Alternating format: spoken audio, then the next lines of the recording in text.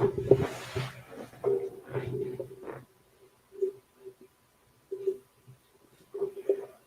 right, mic check, 1 2 1 2. All right, mic check, 1 2 1 2. I'm over here fading in and out, man. Hold up, what's up with this camera? Give me 1 second with y'all, man. 1 second, y'all.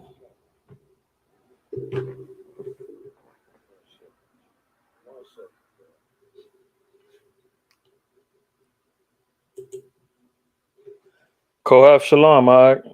Shalom, good brother.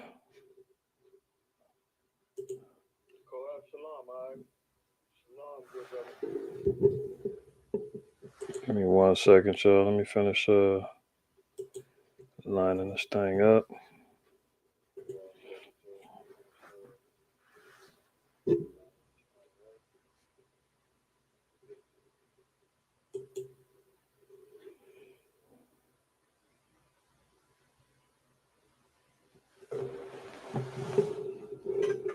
Let's see.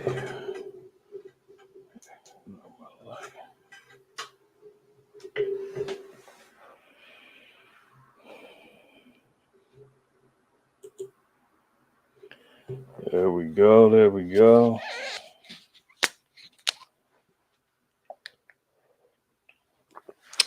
Shalom, family. What's going on, y'all? Shabbat shalom. Hopefully everybody's doing well, man. I'm getting the ball rolling, You guys, shalom, all right? Shalom to your guy. Let me.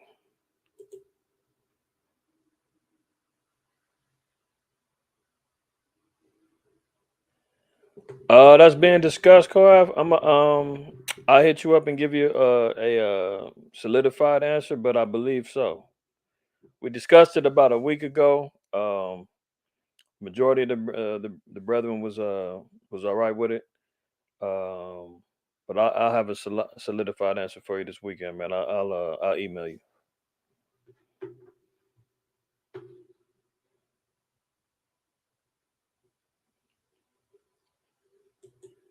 All right. So, hey, let's get to the business at hand. You know how it goes, man. It's Friday Night Lights.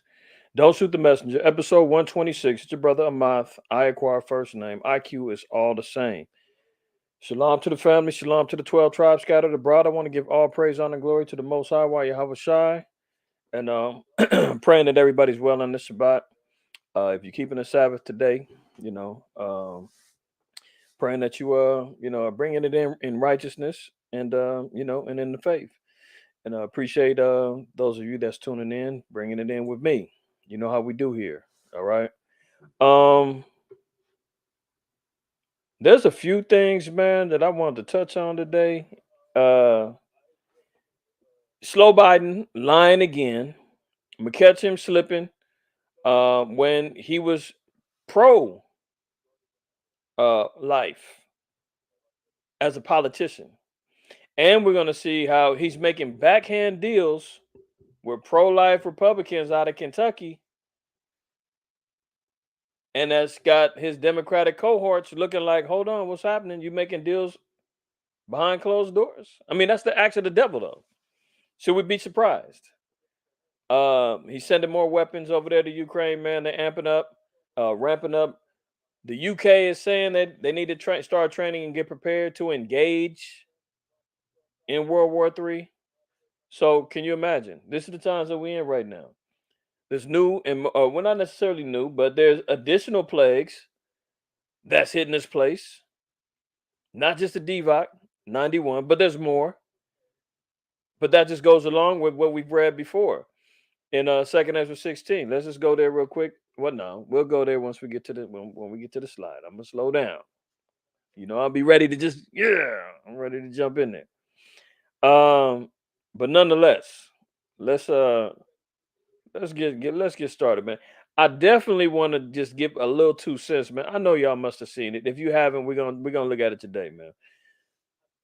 The sister that called herself putting her quote unquote baby daddy on blast for buying his child McDonald's but neglected to buy for her other 3 kids.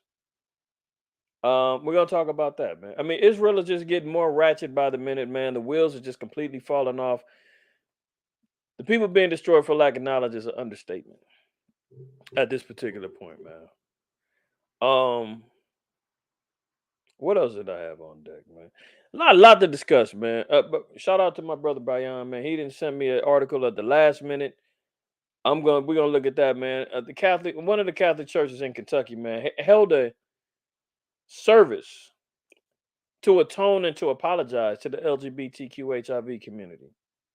An atonement service just for them on the last day of their quote unquote Pride Month. We're gonna talk about that, among other things, man. So strap in your seatbelts, y'all. Hopefully you took your naps. Outside of that, man, did you wipe your feet before you came in? That's the biggest question of the night. Did you wipe your feet? I'm talking to you. Yeah, you. Do your brother that solid, man. Because I'm looking right now, man, and some of y'all are really like sliding your brother, man.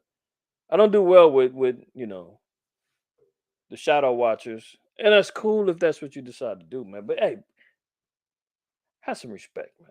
Have some respect, okay? At least wipe your feet when you come in, man. You ain't got to comment, you ain't got to say shalom, you ain't got to greet everybody or whatever the case may be, but at least hit that thumbs up, man, to get the algorithms kicking, man. Just to show some appreciation. All right, can we do that? Can we do that? Do that for your brother. All right, appreciate it. The water. All right, y'all. Let's go on and get to it, man. I'm not gonna be too long winded tonight. Not gonna be too long winded tonight, man. Um, let's get to the business at hand. I'm gonna definitely have to share my screen. First of all, okay. I think I'm gonna go here with this sister. Let me get these videos out the way. If y'all good, man, let me know y'all good in the chat, man. If I'm sounding all right, I kind of checked it out. Sound okay. 7 in the chat for me. Do that for you, brother. Sergeant Slaughter, man. Shalom, Mike. Shabbat shalom to you. Uh, before I even play this video, because I got both videos. I got the video of her encountering her baby daddy or whatever. And then I have the video of her response to all the heat she caught for her folly and showing her ass on the internet. The whole reverse psychology, man. She thought she was gonna go put this brother on blast, man, and try to embarrass him and try to ruin his reputation as being a quote good dad, and it just worked in reverse on her, just for being wicked as hell. So did y'all see that video? Put a 7 in the chat if you seen the video, man. I don't want to be repetitive. You know what I mean? 1 second.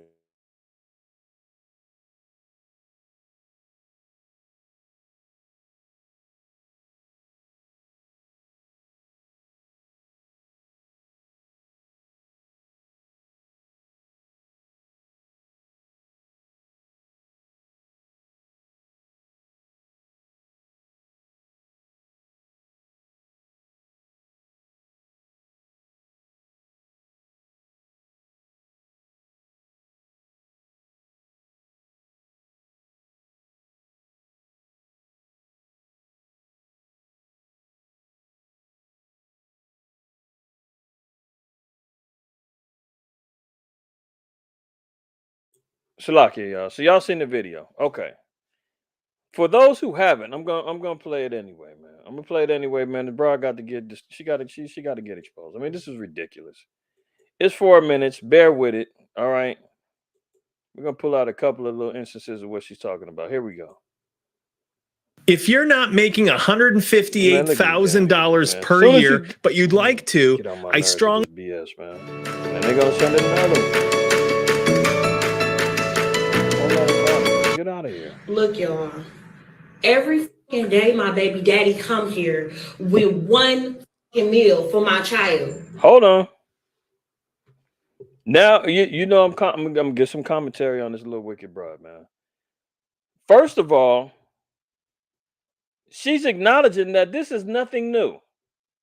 Every day he does this, brings lunch for his child. And she's got the nerve to claim it as her child. See how she's using the child as a pawn and she's already manipulating the whole situation? She's already acknowledged that this is nothing new. The brother does this every day in making sure that his child is fed. So here she is trying to act like this is some new revelation, man. And it's not. Hold on.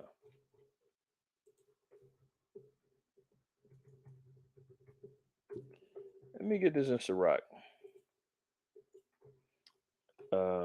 Yeah, 25.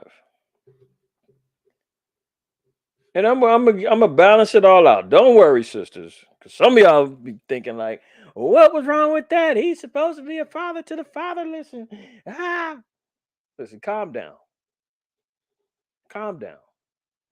We're gonna balance it all out. But if anybody thinks that this sister was right and she was moving in the spirit of righteousness, you way off.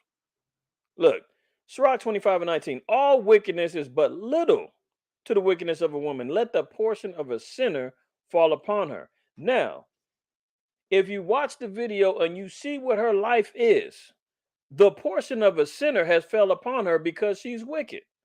She's got 3 other kids. No mention of how many other fathers there are for those 3 kids. It could be one guy that she fathered 3 other kids with. It could be 3 other men. It could be 2. We don't know. That wasn't what wasn't disclosed. The fact of the matter is that a portion of her sinners fell beyond her because now she's living under the cursed conditions of one who fell astray from following after any manner of righteousness. And now she wants to go and try to quote unquote set up or expose a man for doing his right duty of feeding his child. What are you talking about?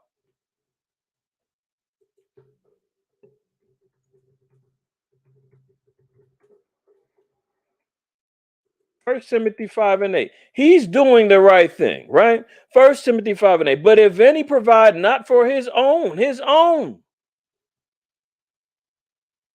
and especially for those of his own house. Okay, he's supposed to take care of his own. If it's his household, if he was still with that sister and those children was under his roof, that was his household, he is supposed to take care of everybody in that house. If he's not part of that household no more, but he still has ownership in that home of some particular capacity, he's got to provide for that. Now, he have denied the faith and it's worse than the infidel. The infidel is an unbeliever, one who's departed from the faith, man. One of the worst things that you can be at this particular point in time. Okay, so let's get back to her. Where's she at? She got the nerve to get on here online talking about, look, y'all, every effing day he comes here to bring a meal for my child. You damn wicked broad, man. You should be thanking the Most High that you got a man that actually is taking care of his child. How many sisters out there that have no idea who baby daddy is? How many sisters are still waiting to get on Maury right now so that they can go out there and be an embarrassment to the nation again?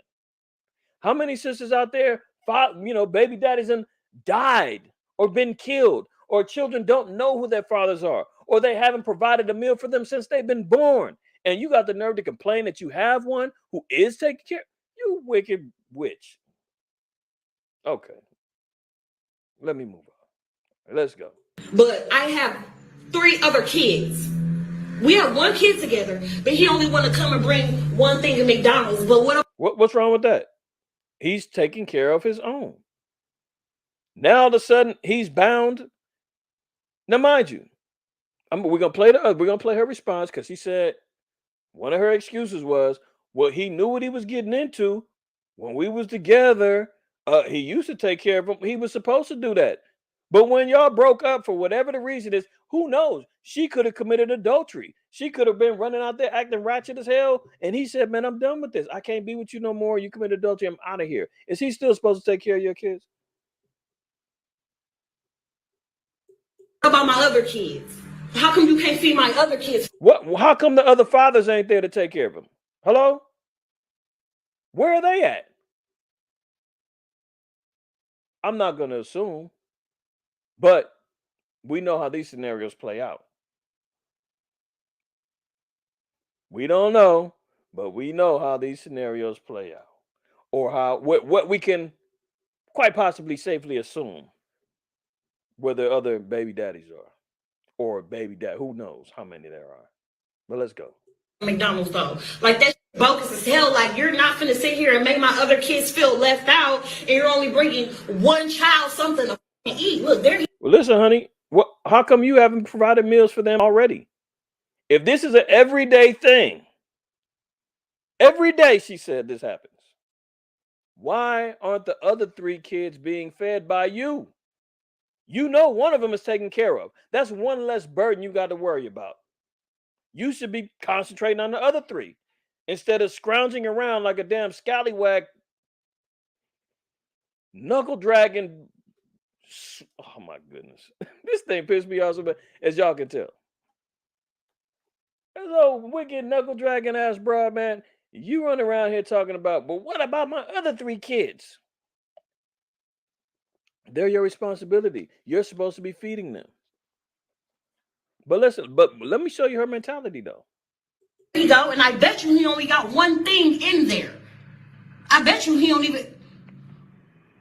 I'm finna expose out of him so people can see how he really is. It ain't more than enough food in that bag for everybody.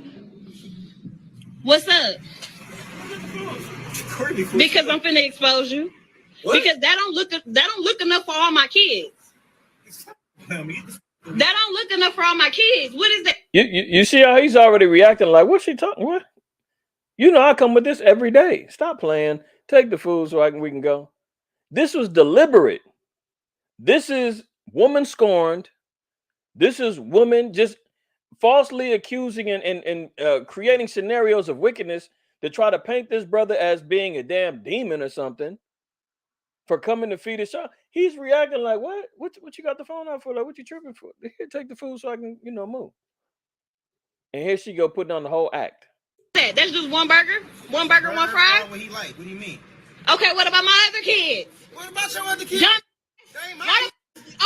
but them your kids' siblings though. What are you talking about? What are you mad? They are his kids' siblings. So I guess that makes him responsible for the siblings now? Those are his kids as well? Interesting. The mentality of this. I was finna say something, but that's okay. Them your kids' siblings though. So my other kids finna be left out. You didn't feed them? You know I don't get my food stamps to the 7th. Uh-oh. See what happens when you depend on white zaddy? See, this is the handicap mentality of the so-called black woman under these curses. She's completely dependent upon white zaddy to take care of her kids. And the fact that she's getting quote unquote food stamps, and I'm sure other federal grant what they call them, federal safety net programs, i.e. EBT, Section 8, all the other stuff. This brother probably couldn't be in the house anyway, or those benefits is gone because he's trusting in white zaddy. He just said, you didn't feed the other 3? You know I don't get my food stamps to the 7th. You non-budgeting, non-knowing how to take care of your damn house. This is ridiculous. So you trying to tell me I don't know what the date is? So by the fact that she don't get her food stamps until the 7th, you trying to tell me that the rest of the kids is going to starve until she gets her 7th? You see what I'm saying? She's depending on waiting on some damn food stamps to feed her kids instead of getting her lazy ass up, taking care of her household, going out there hustling to get food or money to take care of her home. I mean, what is she talking about? And he's supposed to know her food stamp cycle? You know I don't get paid. My food stamps don't come to the 7th. So what? All the kids are starving now? Now you just went on damn live to tell CPS that you're not feeding your kids unless you get food stamps. You dumb broad. Lisa, how is that my problem? But if you're trying to help out though, You're not helping I'm out. not trying to help him. I'm trying to help my son. But how are you helping your son when you're only getting food for just him and not the other kids, his siblings? Listen, you had Them to- are his siblings, Listen, though. you had to- He's not finna eat in front of all his other siblings and they're not eating on McDonald's. No. Why do I gotta put? Bring him out to the car. I'll let him eat. No. He's not finna. What? Now see, he just gave her an answer to what she said. The kid's not gonna eat that food in front of the other kids. So he said, okay, send him down, let him have some daddy time with me. We'll eat in the car and then he can go back in the house. No, that ain't gonna work. See how the stubborn, black ignorant woman is? And I'm not talking to my beloved sisters that's on here. They ain't no different than the brothers on the streets and the dumbed down, knuckle dragging, walking on their bellies brothers that I call niggas. And you know the difference. But this woman right here, she's out of pocket. Finna eat that shit at all if you can't bring enough for everybody. Lisa, so you telling me that I gotta bring? So when I bring my son food, I gotta bring your kids food too now? Yes. You sound dumb. How is that dumb? You sound dumb. You sound dumb. Where are they daddies at? Nobody told. I'm pretty sure, man. The sister's got some mental health issues, man. I'm gonna just have to chalk it up at that. She got to have some mental health issues. Talk to them other. You had them other kids. They're your responsibility. They're not my responsibility. Okay, but if you're gonna bring one, you need to bring it for all. Now hold on. You just said okay. So you agree with what he just said? All right, I'm done, y'all. I'm gonna let it go. All the rest of the kids can't eat no fucking McDonald's. So You know I get food stamps on the 11th. That ain't 3 kids. That ain't mine. 3 kids. Now hold it. Now she says she get food stamps on the 11th. 45 seconds ago, she said it was the 7th. And she's all over the place. All over the place. And this is how you know it was a setup and a damn lie. And how she's trying to ambush this brother right now. First, you don't get the food stamps till the 7th. Now it's the 11th. That ain't mine. Yeah, they're his siblings. You knew what you was getting into when you had a baby with me. Uh-oh. You knew what you was getting into when you had a baby with me, huh? Hold on. Let me see what Proverbs 7 says. I think there's a scripture here I want to see. Let's look at this real quick. Proverbs 7. And we're going to start at verse 5. We're going to read down. That they may keep thee from the strange. Okay, say unto wisdom, thou art my sister, and call understanding thy kinswoman, that they may keep thee from the strange woman, from the stranger which flattereth with her words. For at the window of my house I look through my casement, and behold, among the simple ones I discern among the youths a young man void of understanding. See, for you brothers, man, that's out there, unmarried, man, you better make wise decisions, man, when choosing a wife. That's your possession for life, barring fornication or adultery.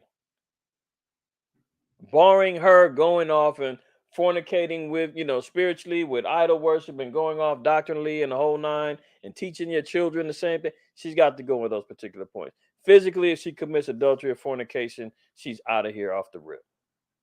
Right?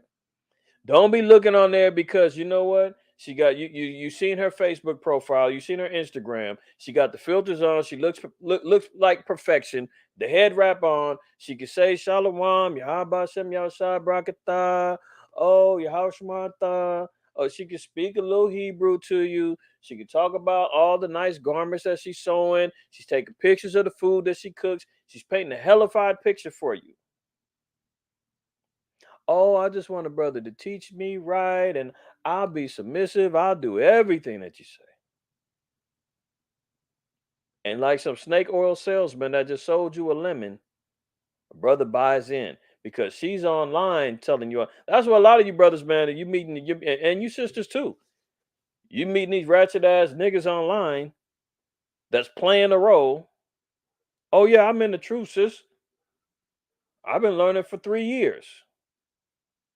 Okay, well, what have you been doing in those 3 years? Yeah, I first started watching such and such. I like these 3 camps. I've been watching them for 3 years. You've been watching, but you haven't been learning, and applying. That's a big difference. If you're in a particular camp, that brother should be vetted. You should be going to his elders or his leadership and asking leadership elders, this brother's been approaching me about courting. I just wanted to ask some questions about him. How studious is he? Is he paying his alms? Does he really, do what he needs for the nation? Do you know if he's been married before? These particular type of questions that you may want to vet first, or go with the brother and say, look, I'd like to have a counsel. Let's talk about this before we start courting. So we both can kind of put things on the table and know what we're getting into. But see, a lot of y'all don't want no order. You don't want no structure. You'd rather go rogue online. I mean, I've seen them Facebook matchmaking groups for Hebrews. And I mean, y'all get the hell off of there. Because you know what I mean? Nightmare scenarios that's on there. I've had my fair share of counsels over the years. Fair share. And I'll tell you, give or take, 85 to 90% is all marital. And it ain't about how great they doing. And many of the times the situation is because of how they first met, how they engaged, or whatever the case may be, and it wasn't done in order. So Solomon is saying, look, I seen one of the young men void of understanding. He didn't know what he was getting into. And you just heard her say, you know what you was getting into when you met me. You know I was the bag lady. I was what's her name? Erica Badu. I was pushing the basket with 3 gremlins in there. And if you see her picture, she tried to doll herself up to try to look all fly. But then when you see her talking, you can see fangs. You can see the venom dripping off. You can see the damn horns come out her head. And that's why the brother probably not with her now, because he probably like, damn, I didn't realize it was really like that. I thought I knew what I was getting into, but I really didn't. Nonetheless, let's keep moving. Passing through the street near her corner, and he went the way to her house in the twilight in the evening, in the black and the dark night. And behold, there met him a woman with an attire of a harlot and subtle of heart. She is loud and stubborn. Her feet abide not in her house. So here she goes. She dressed like a hoe. She's subtile in her mind. She's loud and stubborn. This is her talking to the brother right now. You know, I don't get my food stamps until the 7th. You know, I don't get my food stamps until the 11th. Oh, you know what you was getting into when you met me. You're not going to have him eating food in front of my other kids. Those are his siblings. Those are your siblings. What? Go sit down and shut up and give that little boy his food and be quiet. She could have every right to take that food, and then she said, you know what? I'm going to cut this burger in fourths. Everybody's going to get a piece, and y'all split the fries. She could have did that and didn't even say nothing to him. But she's so damn wicked. If it was really about feeding her kids, because she's low on food stamps and EBT, she could have just shut up and said, thanks for bringing it. I'm going to bring it on in, man. Cut it up in fourths, man. Everybody eat. No, she didn't want to do that. And by the way, I've never heard this big of an argument or this big of a deal about McDonald's. McDonald's. Pink slime, McDonald's. Silicone adhesives in the chicken nugget. That same McDonald's. I haven't ate McDonald's in, I don't know, maybe 10 years. Maybe. Let's get real. And I don't know what it is, but McDonald's, I mean, they can't be stopped. I still see people in lines waiting for McDonald's. Hey, and if you eat McDonald's, whatever. I'm not condemning, I'm not shaming you. But come on. We're talking McDonald's. And this broad is acting like he bringing filet mignon and French fries to the kid. And the other kids is eating oatmeal and bread crust. I mean, get out of here. She's loud and stubborn, and her feet abide not in her house. Now she is without, now in the streets, and lieth in wait at every corner. Lying in wait. See, I'm about to go expose him, y'all. He every damn day he go do this. Lying in wait. Now that's wicked. Let me finish her off. Yes, you did. You expect me to take care of all the kids? They're not my kids. Okay, but you still had a baby with me who have kids with other. Look at this. She says, okay. He says, do you expect me to take it? I'm not taking care of the other kids. I'm going to take care of my kids. He says, okay. But you had a baby with me and you knew I had other kids. So it's almost magnetic, as if once he has a child with her, they're all his. Again, if it was in his household, yeah, he would be responsible for him. But he's not there. They not together. Who knows what transpired that caused them to separate? His responsibility is to take care of his own. People, I still have other kids. You got other kids, so where's the other daddies? Why are you not budgeting out your EBT enough to take care of them other kids instead of begging him to take care of them, begging White Zaddy to take care of them? And the fact that she done said 2 different dates on the EBT means she got money on that damn EBT. She lying. She got money to feed them kids. Because I'm exposing. Everybody think you such a motherfucking good daddy. No, you're not. Look at that. Trying to shame him. Everybody thinks you're such a good daddy. So we see this was just a hit piece, man, of wicked venom leaching out her mouth. She don't want nobody to salute him for being a good dad. No, you're not. You're full of shit in this bullshit. You only come here with one piece of food for one child. The child that's mine, silly. No, that's dumb that you can't feed the other kids. Don't feed nobody at all then. He can't take that shit. He can't eat it. Maybe if you had 1 or 2, I can maybe. You got it's 3 extra kids. What the I like going to my account, spending money on all those kids. They're not my kids. Them are your kids' siblings. Look, and he still is even willing to negotiate. He said, man, maybe if it was 2, maybe even 3, maybe I could start swinging that. I could help you with that. He ain't even got to do that. And she's still sitting up there acting like a damn wicked witch. Unbelievable. Dumb. So that's what you gonna go with? That's the one you gonna Those are your fucking kids' siblings. That means yeah. So don't. No, I didn't say you have to take care of them. You can bring them something to eat if you bring one something to eat. I bring them food every other day. What do you mean? Exactly, but you don't never bring food for the other ones. You know I get my food stamps on the 11th. Your babies. Okay, but I'm saying we share the same kids as well. Absolutely. So if you want to. Okay, so you already know. The wicked broad, man, he gave her the food, she threw it. So now the one child can't even eat because of her vindictive nature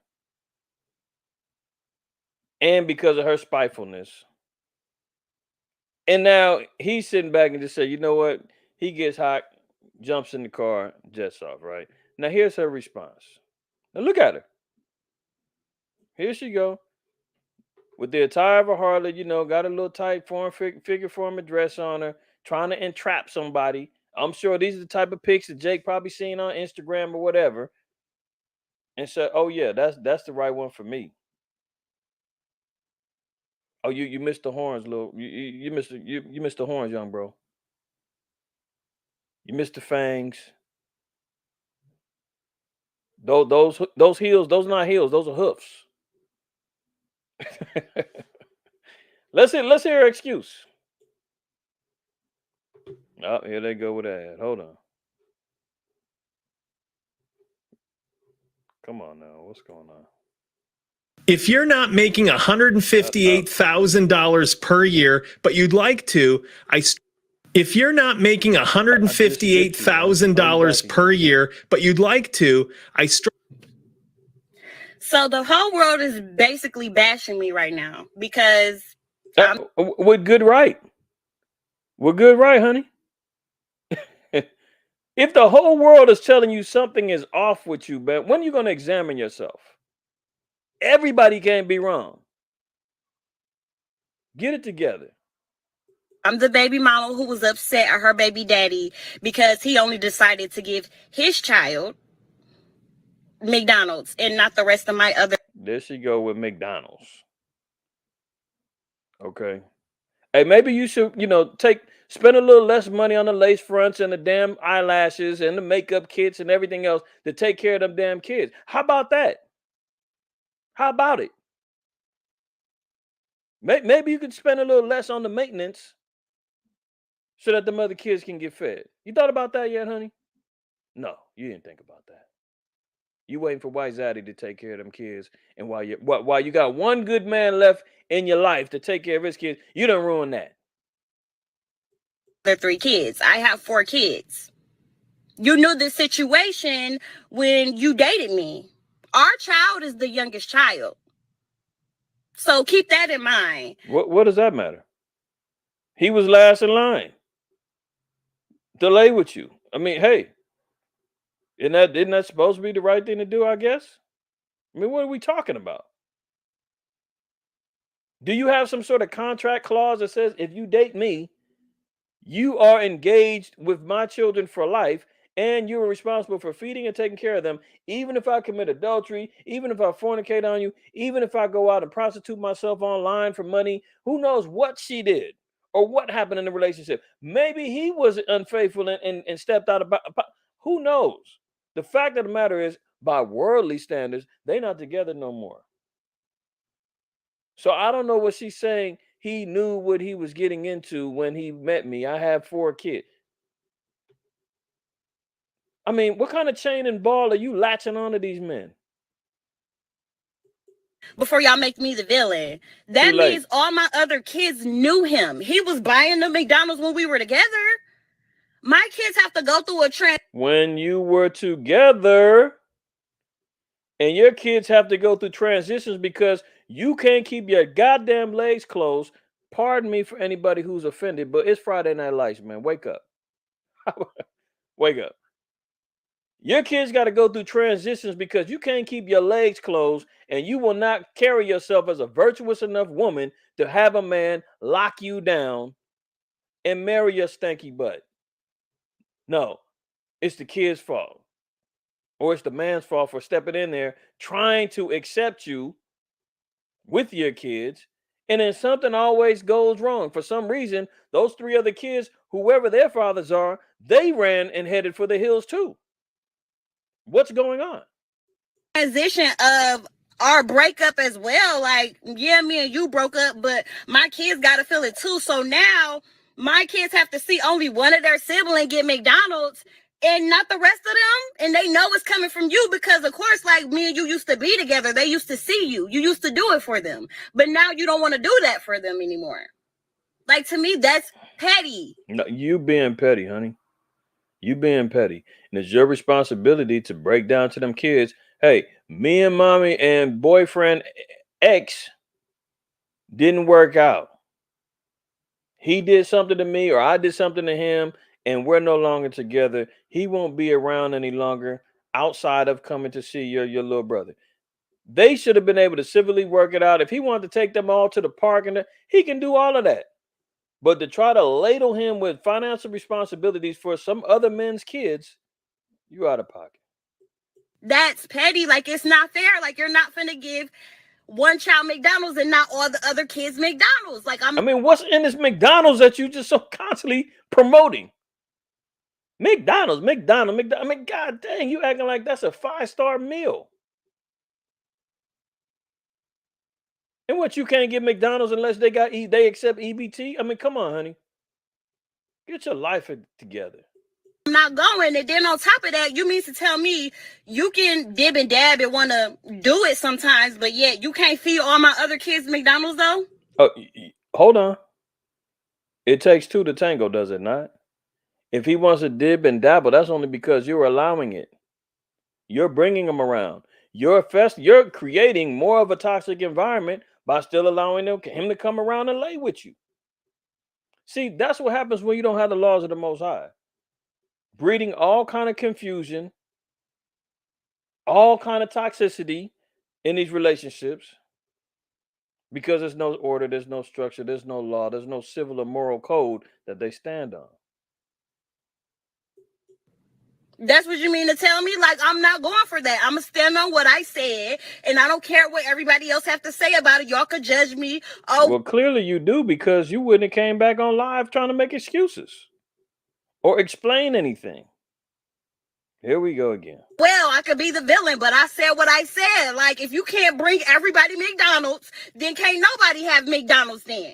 Yeah, I'm tired of hearing her say McDonald's. I mean, give me a break. Every minute is McDonald's, McDonald's. Hold on. McDonald's, McDonald's. The broad is just wicked, man. Let me see if I can get this right on the first go round. Hey, I always struggle spelling Ecclesiasticus on the first go round. Ecclesiasticus 4, and let's read the 10th verse. Okay. Now, for anybody who feels as though, hey, he should have took care of him. Look, here's what the scriptures say. Be as a father unto the fatherless, and instead of an husband unto their mother. So there's nothing wrong with the man if he's in the position to help take care. Listen, you got single sisters in congregations, single mothers or whatnot. There's nothing wrong with the men of that body being father figures and being big brother figures to those children until she finds a husband. They're supposed to take on that duty. They're supposed to provide masculine leadership for her and her household. They're supposed to put a covering over her to make sure that she's still led right until that man comes along and can balance her out. It said instead of a husband. So he said just because she's single and got kids, that don't mean the right thing to do is go wife her up either. He said you can be a father unto the fatherless and instead of an husband unto their mother. You don't have to go lay up with her. So for her saying you knew the job was dangerous when you took it, yeah.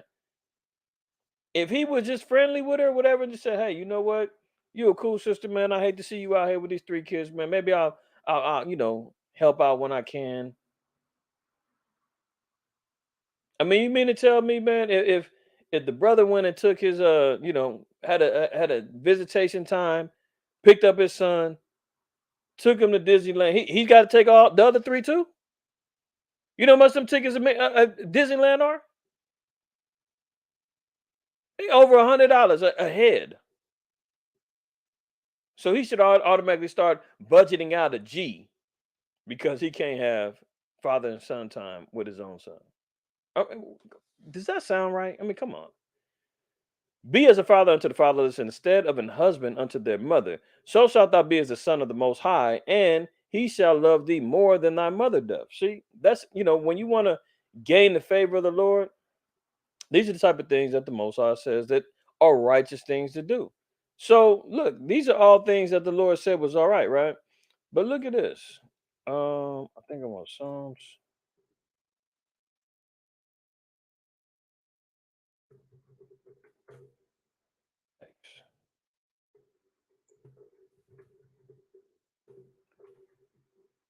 Why does this thing keep? Okay, here we go. Now check this out. Anybody think I'm off with what I'm saying? Listen, watch this. Psalms 109. We're gonna start at one. We're gonna read down. To the chief musician, the Psalm of David. Hold not thy peace, O Yahweh, of my praise. For the mouth of the wicked and the mouth of the deceitful are opened against me. So, what type of mouth was on this woman? The mouth of the wicked and the mouth of the deceitful. She purposely went live trying to expose his brother. She acknowledged that by multiple witnesses. She said, everybody thinks he's a good dad. Well, that means that he's got multiple witnesses that will vouch for his reputation, which she tried to ruin. Then she's going out there and denied her own child food that man brought to help feed his own. She took the food, threw it in the street. She's off on all kinds of accounts. The mouth of the wicked and the mouth of the deceitful are open against me. So the subject matter is the wicked and the deceitful liars. They that have spoken against me with a lying tongue, they compassed me about also with words of hatred and fought against me without a cause. For my love, they are my adversaries. See? Now, this is David's scenario, but balance it out with this brother's scenario, man, because David is speaking unto the Most High on what he's going through, and many of us go through some of the things that David went through. David went through betrayal. David went through warfare. David went through sin. He went through all kind of tribulations and triumphs, right? So he said, for my love, they are my adversaries. So this brother's out here showing love, trying to take care of his son, and now baby mama wants to be an adversary for him doing the right thing. Imagine that. But I give myself unto prayer. Verse 5. And they have rewarded me evil for good and hatred for my love. Sound familiar? That's why this brother needs to get in the damn truth and see what's really happening in his life. Set thou a wicked man over him and let Satan stand at his right hand. So David prayed that the wicked receives the exact same treatment that he gets, and let Satan rule over him. Verse 7, when he shall be judged, let him be condemned, and let his prayer become sin. See, David said, man, if for this brother, he wouldn't be wrong if he said, man, if this woman is praying, let her pray become sin. If she wants to be judged, let her be condemned if she finds judgment. Let his days be few, and let another take his office. Let his children be fatherless, and his wife a widow. David was like, man, listen. If the wicked and my adversaries and my enemies, man, come against me, I wish that they was fatherless and their wives become widows, man. That the men of their households get slaughtered. So he didn't have no problem. Look, verse 10, let his children be continually vagabonds and beg.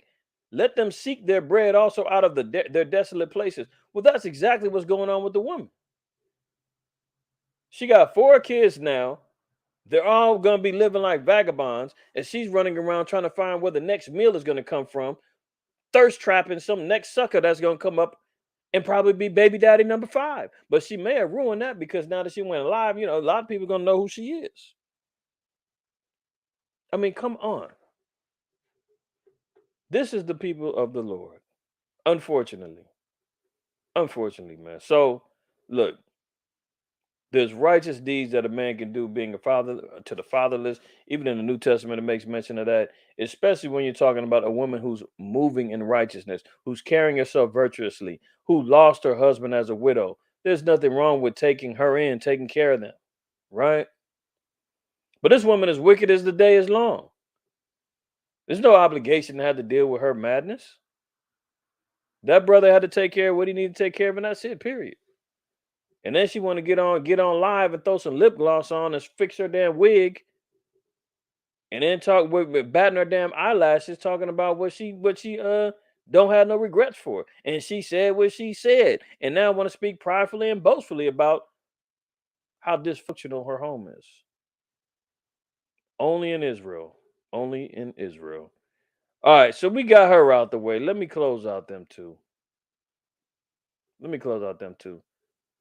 Is Aladad in the house? Let me show you. We talked about the damn. Yeah. Tell me about it, co-ops. Yeah, I mean, man, she keep talking about some damn McDonald's. I mean, it's unbelievable.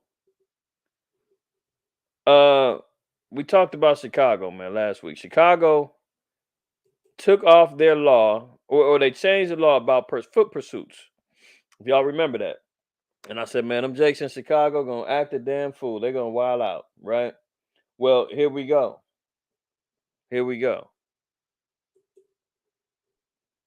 Watch this. Gooder, $25 active sunglasses for anyone. Yes, show us. If you're not making $158,000 per year, but you'd like to, Check this out. We recorded. Y'all can't chase him. Oh, did you see that? First thing, listen, for some ignorant Negroes, man, they sure up on the news. They sure understand the laws. Y'all can't chase him. And you see the little Jake man run up behind her and tripped her. I said these Jakes in Chicago gonna act the fool once this law came out. Sure enough, here they go. We recorded. Y'all can't chase him. He wooded your ass. Look at He these Keystone wooded your cops, ass. man. Stop chasing people. Stop chasing people. Stop chasing people. Stop chasing Close people. my gate, dude. Recording. Look at this. We recorded. Y'all can't chase him. Y'all can't chase him. I mean, you talking Tom and Jerry stuff, man. Israel boy is some knucklehead ass Jakes, boy. I tell you. But we already knew that they was gonna start doing that. We already knew they was gonna start doing that. So, here they go running around, tripping cops. Unreal. Let's get to the other business at hand, man. The real stuff, man. So we got the minor stuff out the way. We got a little understanding regarding relationships. We see what happened with old girl, man, her damn McDonald's rant, and good Lord, man. Pray for our people. Pray for our people. All right, let's get to the business, man. Biden is sending more weapons to Ukraine as NATO prepares for a long fight. So lest anybody think, man, that it's dying down, nothing's gonna happen. Remember, it's like a woman in travail. It's like a woman catching those contractions. Let's go there real quick in 2 Ezra 16. We've read it multiple times, but guess what? You can never read it enough because it's always reminiscent of the times that we're in right now. Okay, it's always reminiscent, and we're always going to see particular things that's going to be unfolding.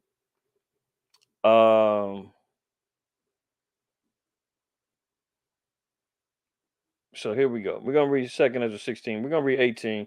We're going to read down a little bit. The beginning of sorrows and great mournings, the beginning of famine and great death, the beginning of wars and the powers shall stand in fear. The beginning of evils. What shall I do when these evils come? Behold, famine and plague, tribulation and anguish are sent as scourges for the amendment. But for all these things, they shall not turn from their wickedness, nor be always mindful of their scourges. This is why you see people still out there, man, wilding out, acting a fool, tripping cops and arguing over who bought baby number 5 McDonald's. I mean, all hell is proverbially breaking loose in the world, man. And this is the madness that our people is engaging in. This is the type of conversations that they're worried about. I mean, our people is really living in these false bubbles, man. I don't know if it's the metaverse. I don't know if it's the hypnotism that happens with the crystal ball phones in your pockets and purses. But our people are not living in reality, man. Look, they out there, man, bombs away, waiting for somebody to blow their damn fingers and arms off this weekend. I'll be waiting on Monday for the death toll. Chicago always has quote unquote mass shootings, among other places, every 4th of July. So expect that. It's the best cover. When you're hearing all these fireworks and all the lights popping off, gunshots is the easiest thing to camouflage within all of these fireworks. So this is why Jakes go out there and do they dirt when the 4th hits, because you can't tell if it's a gunshot or if it's a damn firework. But you can tell when somebody's laid out on the ground. But for all these things, they shall not turn from their wickedness, nor be always mindful of the scourges. See? So we're seeing all of these things continually starting to plague the earth, right? So even in the times of war, they're acknowledging, it's a time when I was trying to find that scripture where it's talk about the woman. Here we go. Verse 38. No, hold on. Verse 37. It says, behold, the plagues draw nigh and are not slack. Verse 38. As when a woman with child in the 9th month bringeth forth her son with 2 or 3 hours of her birth, great pains compass her womb. So don't sleep when you're thinking, oh, we're not seeing real big progressions with the war, man. We're not hearing about more bombs. Well, look, they just said that Russia just bombed a mall last week. I forgot how many people they said died in that. Whether or not that was real or a drone attack, who knows? But they're blaming Russia. Said Russia targeted a mall in the Ukraine, bombed them out, right? So those things are still happening. You're still seeing other activities. It's not just Russia and NATO. So just like the contractions can be happening, one may hit hard and it may be exciting. We may see some things that's going to be brought out, but then it may lull down and you may not have another big one for a little while. So that war is still active. We're still seeing other moves that's being made by NATO now moving in. to position themselves to be prepared for World War III. As I made mention before, and we'll look at the article in a minute. The UK is saying they haven't had to make a decision like this since 1937, speaking about the last World War that they got involved in. So they're already talking about that we have to train and prepare and get ready to engage. That's a quote. Engage. NATO, we just seen, they just upped the ante from 40,000 troops to 300,000. Imagine that. We're seeing a lot different alliances being made. And there's skirmishes going on within NATO. Remember, NATO is like 30 different countries collectively. Everybody in NATO is not on board with this war. Germany wasn't on board with the war for a minute because they knew the repercussions that was going to come from the energy that they were getting from Russia. And now that that's being cut off, we just seen the article last week. Germany talking about how they're facing collapse because of the lack of energy and the things that the fuel and the oil and the things that they're not getting in any longer. So you've got other countries, and the scriptures tell you that there's going to be some sort of dissension that goes on amongst NATO and the EU, and they're going to turn their back on the beast, on the great whore, I should say. They're going to turn their back on the great whore, man, and they're going to engage in warfare. We talked about this last week, I believe. See? Revelation 17:15 says, and he said unto me, the waters which thou sawest where the whore sitteth are peoples and multitudes and nations and tongues. So the whore sits atop, rules over peoples, multitudes, nations, and tongues. What place does the whore have to live? What place is known as the great melting pot, where all nations and tongues and peoples can come in and blend themselves together and become a whole nation of confusion and wickedness and folly? The good old US of A, man. Mystery Babylon, the daughter of Babylon, good old America, parading itself around like a good hoe. But look at this, verse 16. And the 10 horns which thou sawest upon the beast. So these are the 10 horns. These are the 10 European economic communities. They also can go under the EU, NATO, the collective of European kingdoms under the power of the so-called white man. He said they were all in conglomeration with the beast. And watch this.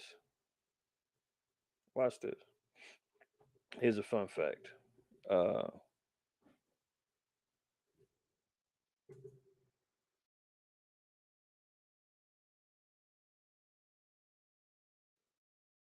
Look at this. This is funny. Do you know that they call the president's bulletproofed out limo the beast?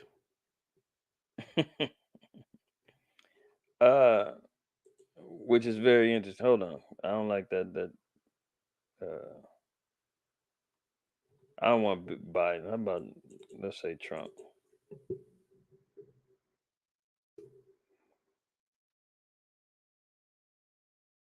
The beast car specs. Interestingly enough, only America would nickname their primary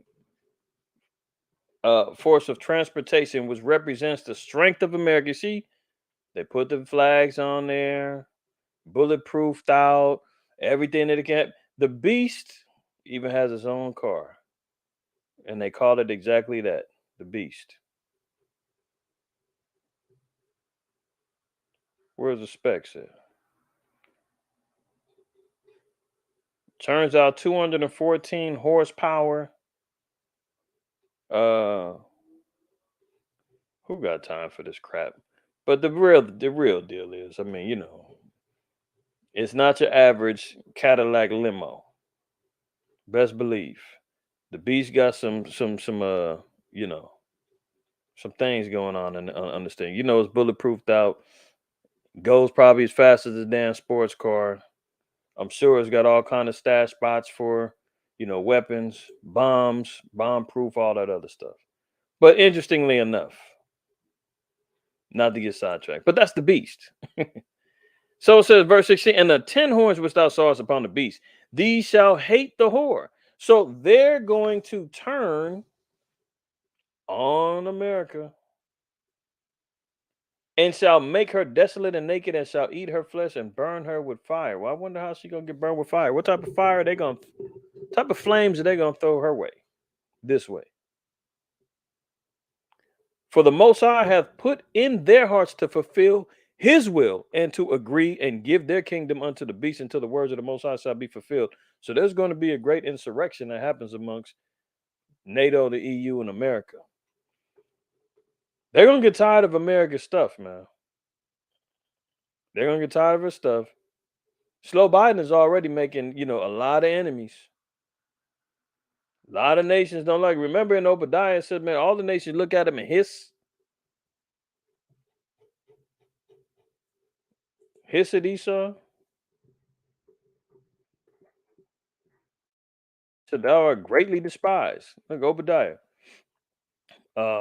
Chapter 1. It's only one verse. 1 and 1. I'm gonna read 1 and 2.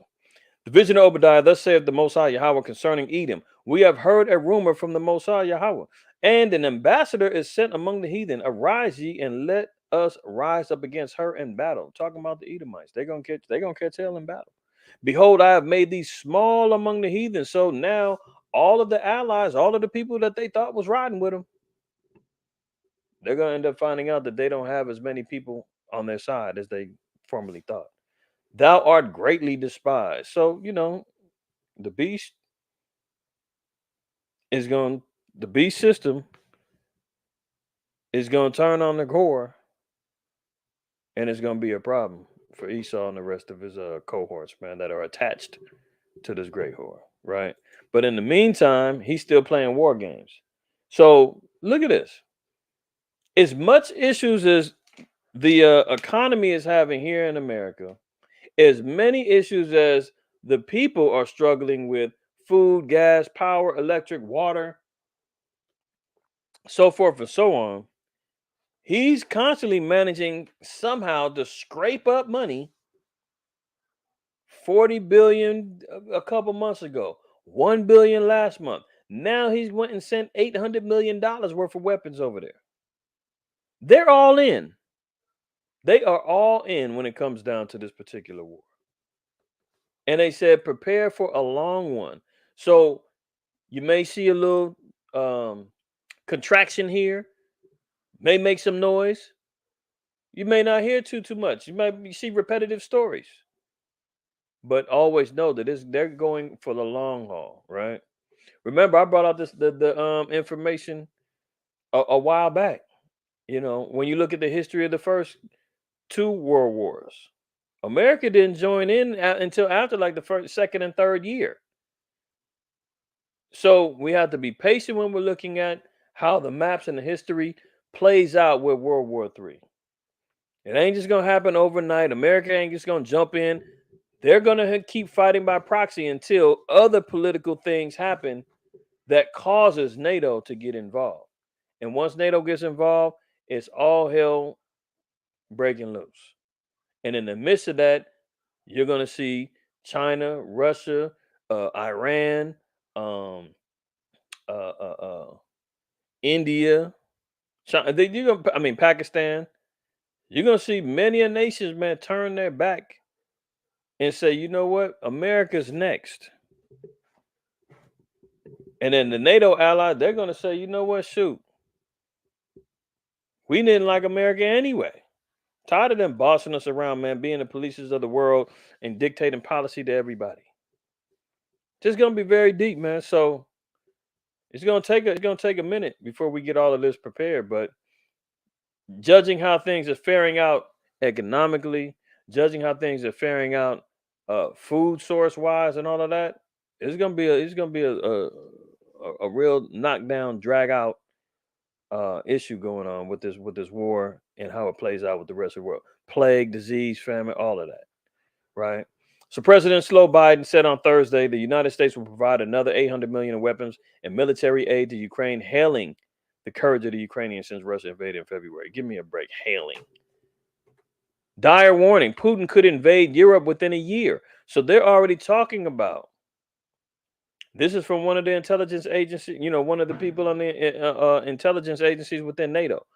They're saying that pretty much, if they're saying within a year, Ukraine is going to be out the way. Putin's going to move on to Europe. Once he goes for Europe, man, that's it. World War III is lit.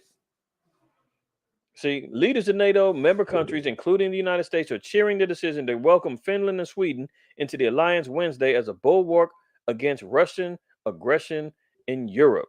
So remember, I've always been talking about everybody's choosing sides. People are making their alignments.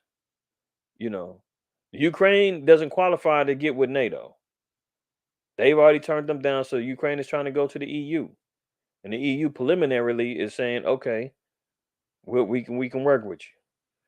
On the other hand, we see China making allegiances with Russia. You see Pakistan, Brazil. We're seeing South Africa. We're seeing what's this country over there in Ethiopia? I think it's Eritrea.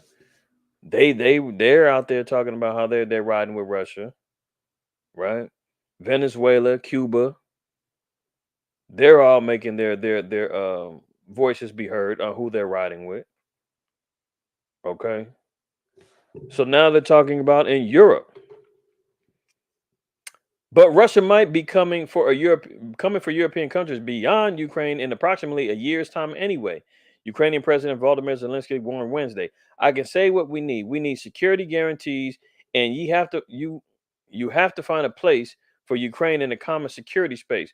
There will be either urgent help for Ukraine, which is enough to win, or Russia's postponed war with you." So Zelensky is out here playing politics, saying, "Look, if you don't give us protections and guarantees and help us fight this war, Putin's coming for you next."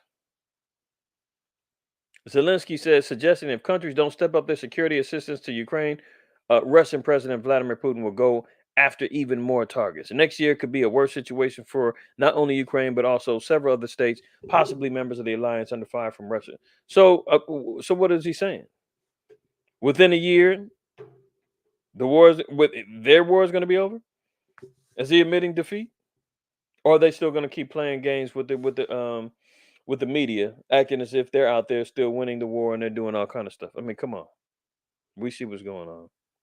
All right, but he's already putting out the threat that NATO is come next year, man. 2023, they're talking a whole lot of what's going to be happening in that following year. They're talking about that's when the recession is going to officially hit. I mean, we're already in a recession, but they're saying hopefully we can kind of hold it off before really everything just completely collapses in the first quarter of next year.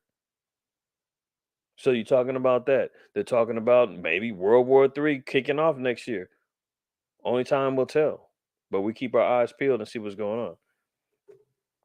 Look, Britain and allies face a 1937 moment following Ukraine war. Head of army warns. General Sir Patrick Sanders says deterring Russia means more of the army ready more of the time, and that he expects all ranks to get ready, train hard, and engage. Engage. That means they're already preparing for World War III. They're already ready to go and engage in this war. So they're training up now. They're getting their ranks together. NATO just brought in 400,000 more troops to help shore up the defenses over there in Europe. So all they're saying is, look, it looks like Ukraine is about to go. We need to get ready. You understand? That's what they're putting out there right now. Ukraine is about to go, and we need to get ready. Sloe Biden, as a last-ditch effort, said, man, I'll send you 800 million more in weapons, man. Maybe y'all can do something with this, man. Give us some more time to get ready. Okay. Why does the U.S. need more time? Look at this. U.S. hypersonic missile fails in a test and fresh setback for the program. See, this is why America's going to fall, man. America's going to hit the dirt. They're trying to fire off their hypersonic missiles, and they're failing. So the defense systems is going to possibly be in jeopardy. Their offensive technologies isn't keeping up to par with the competition. I mean, them missiles that the damn gooks got over there, man. China got some wild stuff. And we already know what the Satan 2 missiles that Russia's got is capable of doing. So Sloe Biden is trying to buy some time to shore up on their defenses. And they're talking about how low the weapon stockpiles are in America because they've been giving so much to Ukraine. That's also becoming an issue. But let's move on. Well, let's just read a little bit of this. A flight test of a hypersonic missile system in Hawaii ended in failure due to a problem that took place after ignition, the Department of Defense said, delivering a fresh blow to the program that has suffered stumbles. It didn't provide further details of what took place in the Wednesday test, but said in a statement sent by email, quote, the department remains confident that it is on track to field offensive and defensive hypersonic capabilities on target dates beginning in the early 2020s. So no, we can't give any details. We don't want to tip our hat to the enemy, but we're on track. We expected these failures. Really? Look at it. Quote, an anomaly occurred following ignition of the test asset. Pentagon spokesman, Navy Lieutenant Commander Tim Gorman said in a statement. Yeah, America's in trouble. Look at this. Up to 40,000 Army National Guard troops, which is 13% of the force, still haven't been inoculated. They haven't gotten with the program yet and may lose their jobs as Thursday jab deadline looms. So as of yesterday, they were supposed to all come forward and say, "Are we gonna get it?" I think they signed a bill to extend the time or something like that. I know I seen something about federal employees. They gave them an extension. So here we are talking about 40,000 National Guards quite possibly losing their jobs and not being a part of the fight anymore. And then you wondering, is America going to keep standing? Of the 40,000 Army National Guard soldiers across the country, or about 13% of the force, have not yet been inoculated against the DVOC. At least 14,000 of them have flatly refused the jab 1 year after the Pentagon required it for all military members. The Army National Guard's inoculation percentage is the lowest amid all military branches, even though they had the most time to get the poke. Those members now have until Thursday to get jabbed or discharged. Let me see what happened with that. We seen enough of the beast car. Let's see.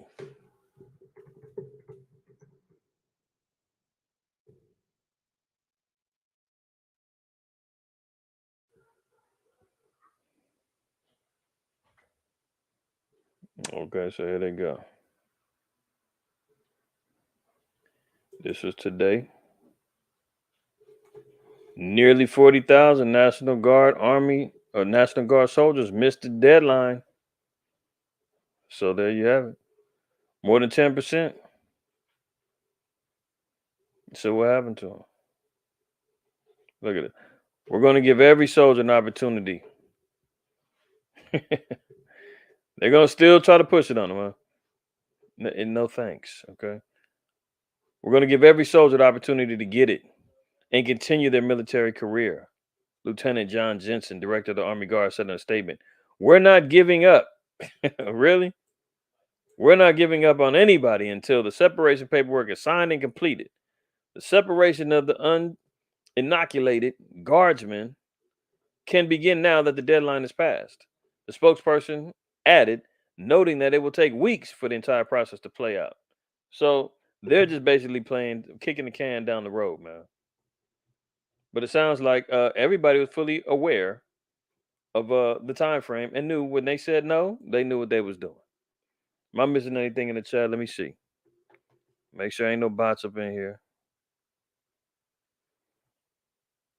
Damian Turner, TV, shalom, Shabbat shalom, Ashar, shalom to you. Al-Adad, shalom, good brother.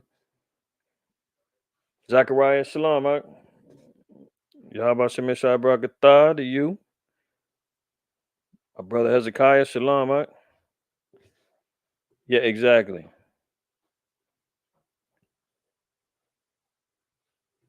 Running, yeah, that's a good point. Good point. You know, this is the type of madness, man. This is the type of backward nature that America be living off of. You dig what I mean? This place is just completely gone and destroyed. All right, so we seeing what's going on. So they're suffering now under the military in the midst of a war. When they should be garnering up every little last little bullet and gun and sucker that's willing to sign up, here they are jeopardizing them because they don't want to roll that sleeve up. But that's okay. It's par for the course, man. The gray horse got to fall on her knees and not to service anybody. She's gonna fall on her knees because she's gonna lose all of her sense of well-being. The collapse of Mystery Babylon, the daughter of Babylon, the gray whore, man, she's out of here sooner or later. Thus saith the Lord. Let's move on. So the DVOC 91's sixth wave. This is the Jerusalem Post. And if you remember what goes on with the Jerusalem Post or the Jerusalem or I gotta be nice. The Revelation 2 and 9, 3 and 9, folks, they were leading the charge when it came down to all the preventative measures, following along with the guidelines, having their passport bracelets. Remember that? They were the first ones instituting inoculation 1, 2, 3, 4, booster seat 1, booster seat 2. How'd that work out for them? How'd that work out for the Revelation 2 and 9, folks? Oh, the sixth wave is still smashing, huh? With more seriously ill and more deaths. What happened? You just seen what I do last hump day. Frankenstein Fauci, he's had a rebound as he's tested positive again, and his symptoms are worse. Everybody, let's say a prayer for Dr. Fauci, man. Let's pray that he has a strong recovery and has another rebound that may actually put him under 6 feet. Amen. DVOC 91 sixth wave begins with more seriously ill and more deaths. And this is from the country that was leading the charge in preventative measures, lockdowns, and all of that. All for what? Now, don't let those 40,000 National Guardsmen read this. This is not going to encourage them to go get poked up, is it? No, it won't. It won't.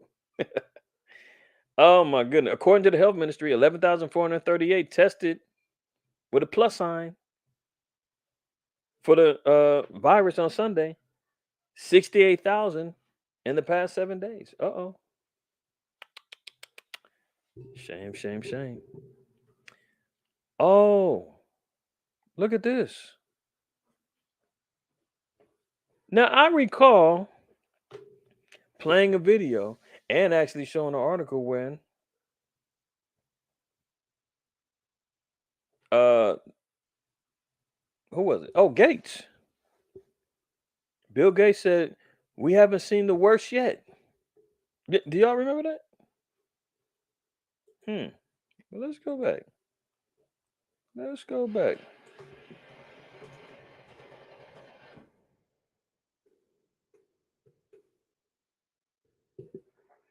Let's go back. Oh, here it is, May 2nd. Interesting. Bill Gates says we've not seen the worst of the DVOC yet. He hasn't retired. He's still out playing. He's still out rebounding and blocking shots. He's still hitting them from 3.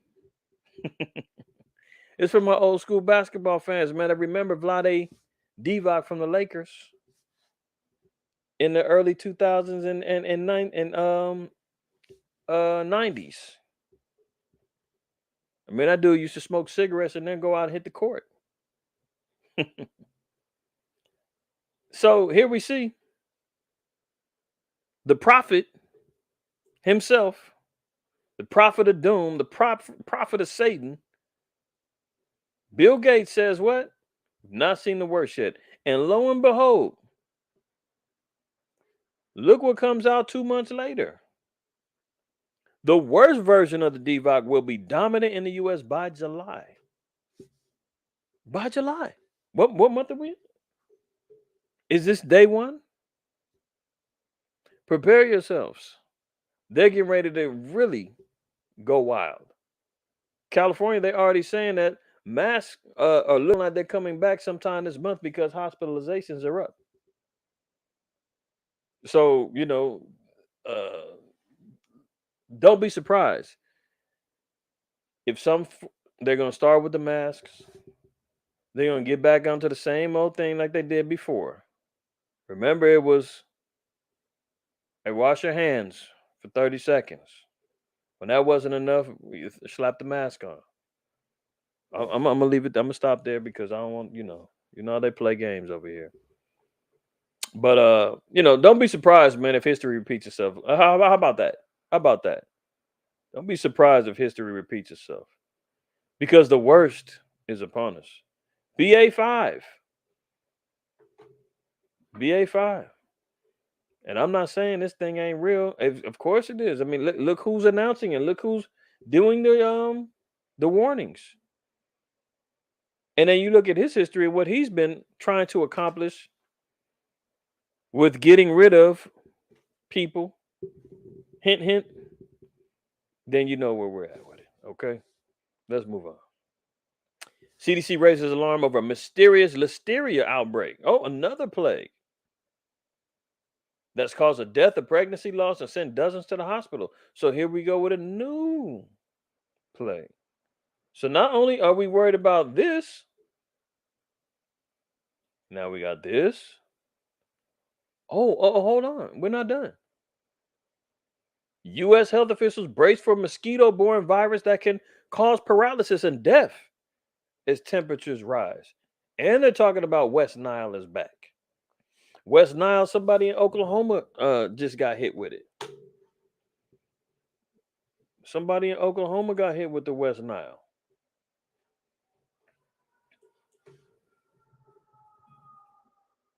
What's listeria? Let's see what those symptoms are.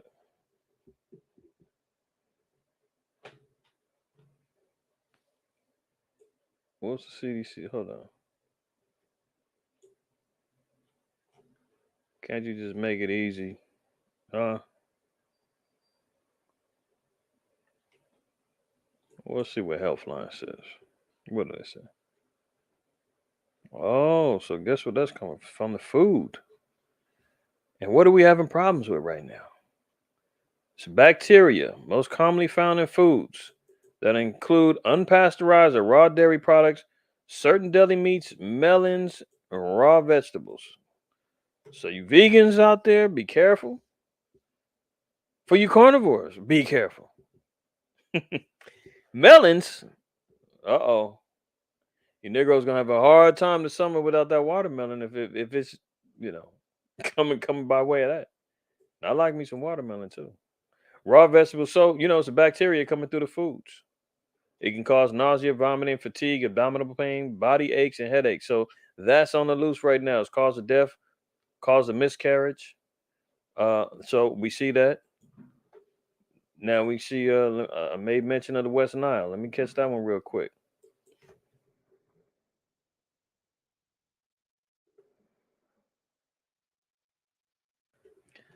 West Nile, where was it at? Yeah, Oklahoma resident dies after contracting the West Nile. Fatal case of West Nile, Oklahoma, right?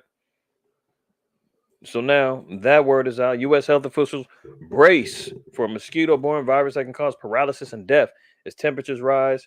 So the mosquitoes is out. Mosquitoes is out. Whatever, little brews. Israel, man, got all kind of little lotions and brews, man, to lather up to fight off these bugs. But if you got some, make sure you put some on if you in an area that's prone to have mosquitoes, man. A lot of our people living in them hot and humid areas down south and in the Midwest. and they out here too. You know, they on the loose. So West Nile is back. Okay, let's move on. Look at slow Biden, man. This dude is so disconnected from reality, man. It ain't even funny. But look what he's doing though. He's laying down the law and he's letting these threats be known. Look, Biden says Americans will pay high prices for as long as it takes. Well, what are they trying to accomplish? What you holding everybody hostage and blaming Putin? You know, there's always a scapegoat. We know how that goes. He's got two favorite scapegoats, man. It's Putin or it's Trump. I mean, they just blame Trump for the damn 53 migrants that died in the truck. Uh, Come on. They blame Trump for Roe versus Wade. And they're talking about, oh, it was the Supreme Court justices that he elected. Well, guess what? Well, he had 4 years to overturn Roe versus Wade. He should have did it while he was in there. Then you can really blame him. But no, they did it under your watch. Slow Biden. That's how you know this dude is a damn demon and a wicked as hell. Because he loves to lie and blame, point the finger somewhere else. And meanwhile, he's the one pulling all the strings. And there's people behind him pulling strings. Actually, we're going to show that in a second. But here we go. Biden always says, it's like always.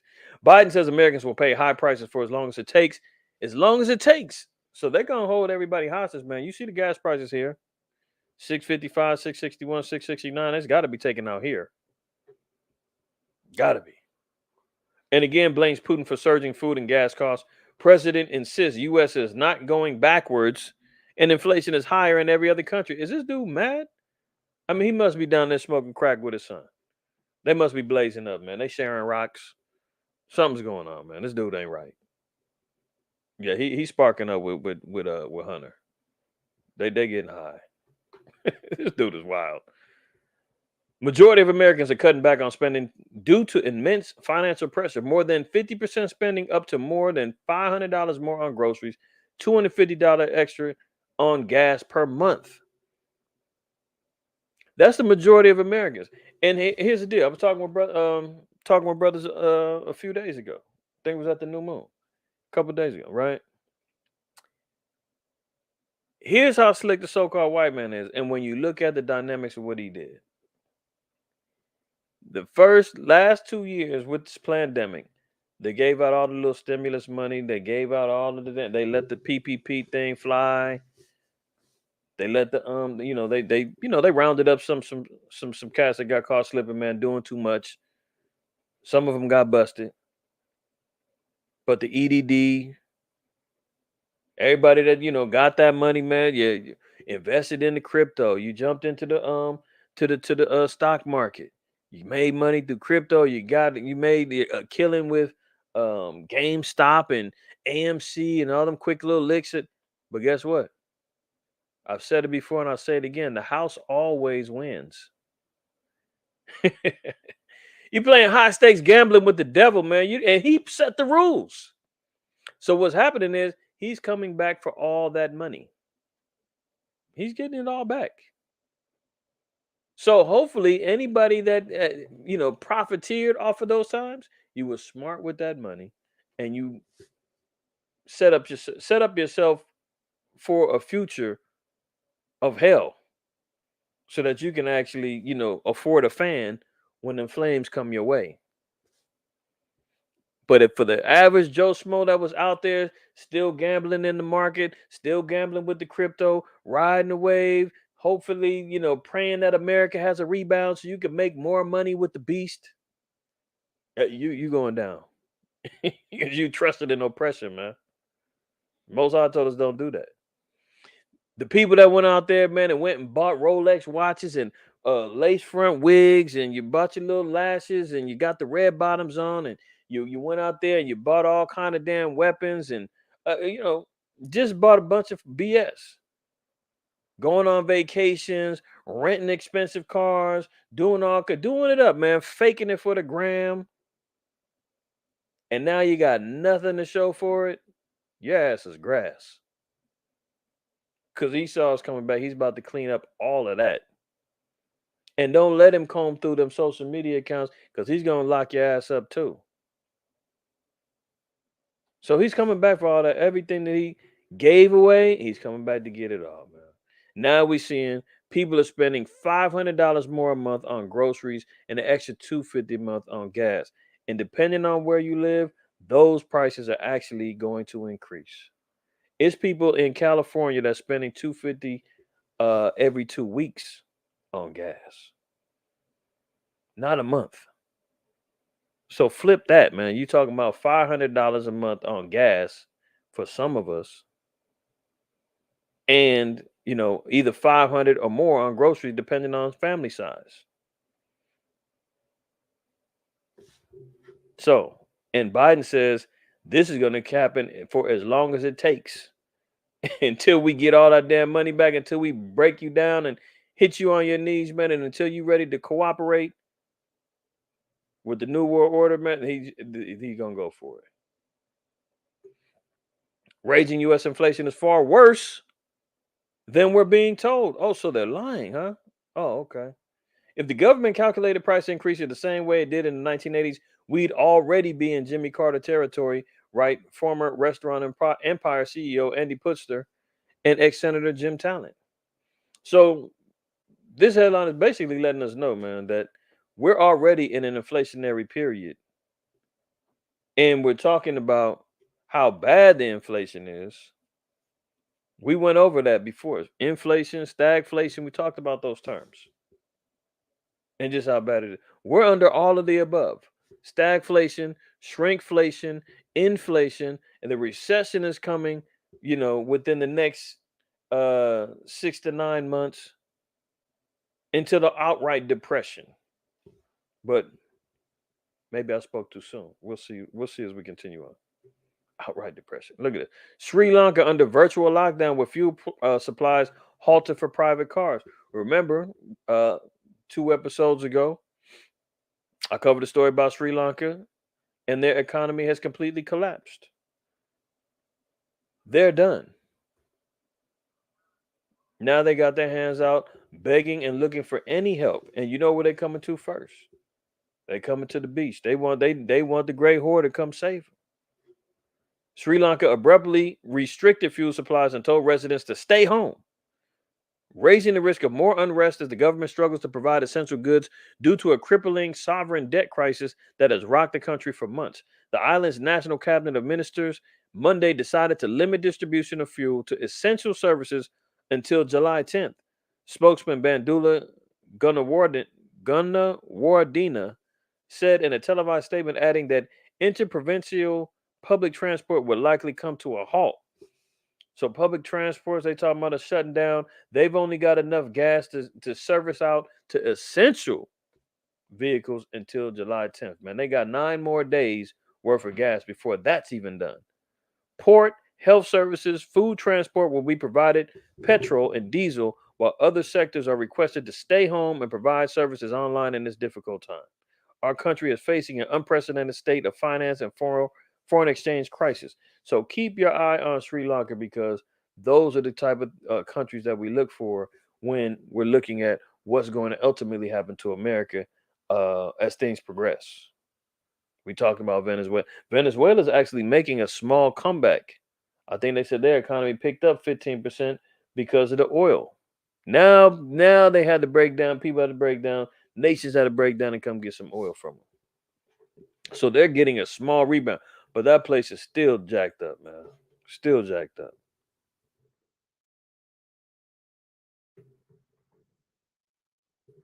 Hold on.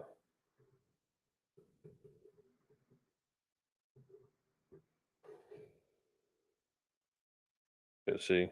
Bank of America talking about a 15% GDP growth for Venezuela in 2022, and that's just because of the resources, man. As the scriptures say, man, if he have need of thee, he'll use thee. Otherwise, man, they would let that place just eat itself alive like a damn parasite. But they're making a small comeback. Not enough to lift them out of poverty, though. Let's be clear. The rich is going to continually stay rich. That 15% is going to the haves and not the have-nots in Venezuela. Trust and believe that. Look at this. Slow Biden is at it again. Confuses Sweden with Switzerland. You know, he had his little speech at NATO, man. He had his cue cards. He got caught slipping, showing his damn cue cards. And look, Biden confuses Sweden with Switzerland at NATO press conference before taking questions from reporters on a prepared list. I was gonna play the video, but since I had the mother, 3 videos before that, I said that's just too many videos. Plus, I got all this other stuff. But this dude, you know, he- it's unbelievable, man. And he's talking about running in 2024, man. He can't even get these things right. And he had a prepared list. So once he finished up, he was like, okay, so I'm supposed to take some questions, and I'm told that I need to go to such and such first. You said I'm told. Who told you that? I mean, who's got their hand up his rectum, man? Utilizing him as the puppet that he is. That's why I said he's not in control. Somebody's controlling him. And we know who those are, man. You're talking about the wealthy elite families, man, the big bank owners, the Rockefellers, the Fords, the Bilderberg. I mean, all of these cats, Rothschilds, the ones that control all damn economies and commerces throughout the world, as he's being told who he can accept questions from and who he can't, man. All political theater. You talk about heinous crimes, man, continuing on. Let's read that in Matthew 24. Uh, Look at this. Matthew 24 and 12. And this is the time that we live in there. Remember, it said in Revelation 18, it says that this place, Babylon, the second coming of Babylon, is going to be overthrown with violence. Matthew 24 and 12. And because iniquity shall abound, the love of many shall wax cold. And that's what we're seeing here, man. The love of many waxing cold. We're seeing even more heinous crimes happening in the world right now. Look at this. I'm gonna go to the other. This just popped in my head. I got to move in the spirit, y'all. Bear with me.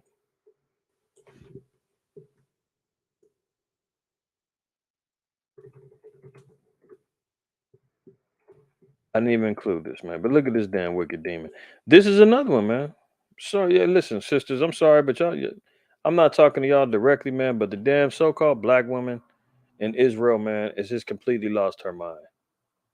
And this is what happens, man, when you don't want to accept, you want to follow along with the feminist trail, you want to go and be supportive of the LGBTQ HIV, you want to be a strong black woman and all that other madness, and then you see what ends up happening with no masculine spirit in the house, no proper leadership or guidance, no law, no morals, no dietary law, no civil manner.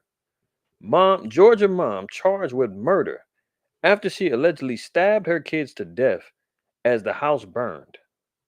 Neighbor says some of the kids jumped out the second story window to escape, according to reports. And look at this demon, man. Not an ounce of remorse, man. This the face of evil, man. Look at the eye twitch, man. You could tell she got a damn demon in her. Says the house burning down, man. She's stabbing up the damn kids, man. 2 of the kids, ages 3 and 9 months old, suffered from apparent stab wounds and were pronounced dead at the scene. 3 more children. Here go another baby mom with 5 kids. 3 more, 5, 9, and 11, were transported to local hospital where the 5-year-old succumbed to injuries and died. Good Lord. Additionally, 2 teens, 14 and 16, did not appear to have injuries, the official says. So she had, damn, 7 kids? Let me see. 1, 2, 3, 4, 5, 6, 7. Yeah. She had 7, man. At 40 years old. Darlene Brister. Okay. So we see her. That's just one. What about this? I don't even know if I think I did. I'm not gonna go there. Let me double check. Okay. Father of a 3-month-old pushed in the stroller. But hold on. Father of 3-month-old being pushed in the stroller by mom was shot dead, execution style in NYC, is a person of interest in killing as mother claims he abused her and slams cops for not protecting her. 20-year-old woman, man, pushing her 3-month-old down the street in Upper Manhattan. gets killed broad day, shot in the head. I mean, this is the type of things that's going on, man. There's so many crimes of passion that's going on in the streets right now. There's so many, Jim, just ridiculous, heinous crimes that's going on. Uh, just in case I didn't, if I got it, I'm gonna skip it. But did y'all see the one here? Uh,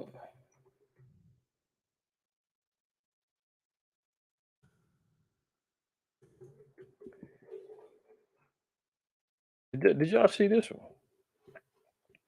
Subway employee killed during an argument that began over mayonnaise. Mayonnaise. And then you see this damn ignorant witch out there talking about McDonald's, McDonald's. And then you ask yourself, are people actually going to be killing over food? Subway employee killed during argument that began over mayonnaise. Don't know what the world is coming to. You know what the world is coming to? An end. That's what it's coming to. I mean, I don't get the naysayers. I don't get the ones who's out here talking about, "Oh, it ain't the end. We always go through this type of stuff. You guys always fear mongering. You guys are always, talking about this end. It ain't happened yet." I mean, the scriptures say, speak about those people that do that. Look at this. 2 Ezra 15:16. For there shall be sedition among men and invading one another. They shall not regard their kings nor princes. So they're not going to respect authority. You just seen the Jakes in Chicago, man, tripping the cops and running, the damn Keystone cops trying to chase down, playing cat and mouse games with Jakes in Chicago, man. That's a dead end. You know them Jakes can't catch. The damn cops can't catch no Jakes. So they're gonna be having fun with that. Look, invading one another, they should not regard their kings or princes, and the course of their actions shall stand in their power. A man shall desire to go into a city and not be able, for because of their pride, the city shall be troubled, the houses shall be destroyed, and men shall be afraid. A man shall have no pity on his neighbor, but shall destroy their houses with the sword and spoil their goods because of the lack of bread and great tribulation. So, if you're wondering, if people are going to be killing over food, killing over substance, killing to survive, I mean, look, if they're killing Subway employees over mayonnaise, you damn right. If you got a stockpile of damn canned goods and beans and rice and bread and all that other, they coming for it. Especially if you talking to your neighbors or they see you carrying in your groceries into your house every day. They gonna say, "Oh, okay, you got that. You got that." I'm telling you, y'all better be careful what you telling your neighbors. I don't give a damn how long they been your neighbor.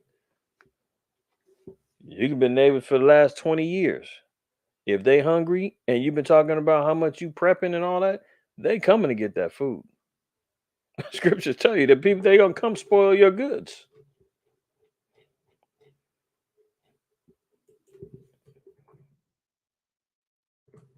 I forgot the scripture, but hold on. Uh, uh, uh, uh, uh, uh, uh, hold on.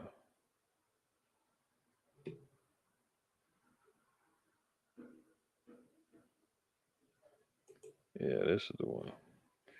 This was uh, uh, uh this is a parable that Yahweh gave out. But look at it. It just said, but when a stronger than he shall come upon him and overcome him, he taketh from him all his armor wherein he trusted and divideth his spoil. So it's just given key for the one who, trusted in his goods, trusted in everything, except for, the the most high Yahweh Shai. Remember, we always said, as they say, what's that old saying? I forgot. But anyway, number one thing that we have to do, man, is make sure that we're in alignment with these laws, statutes, and commandments, and we're keeping the fear of the Lord in our hearts and our minds. Doesn't really matter.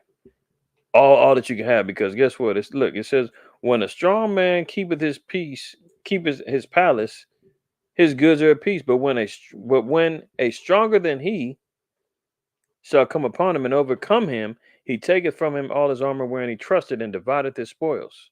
See? Yahweh Shai is always acknowledging, man, as much as you or me think we're prepared, there's always somebody even more prepared.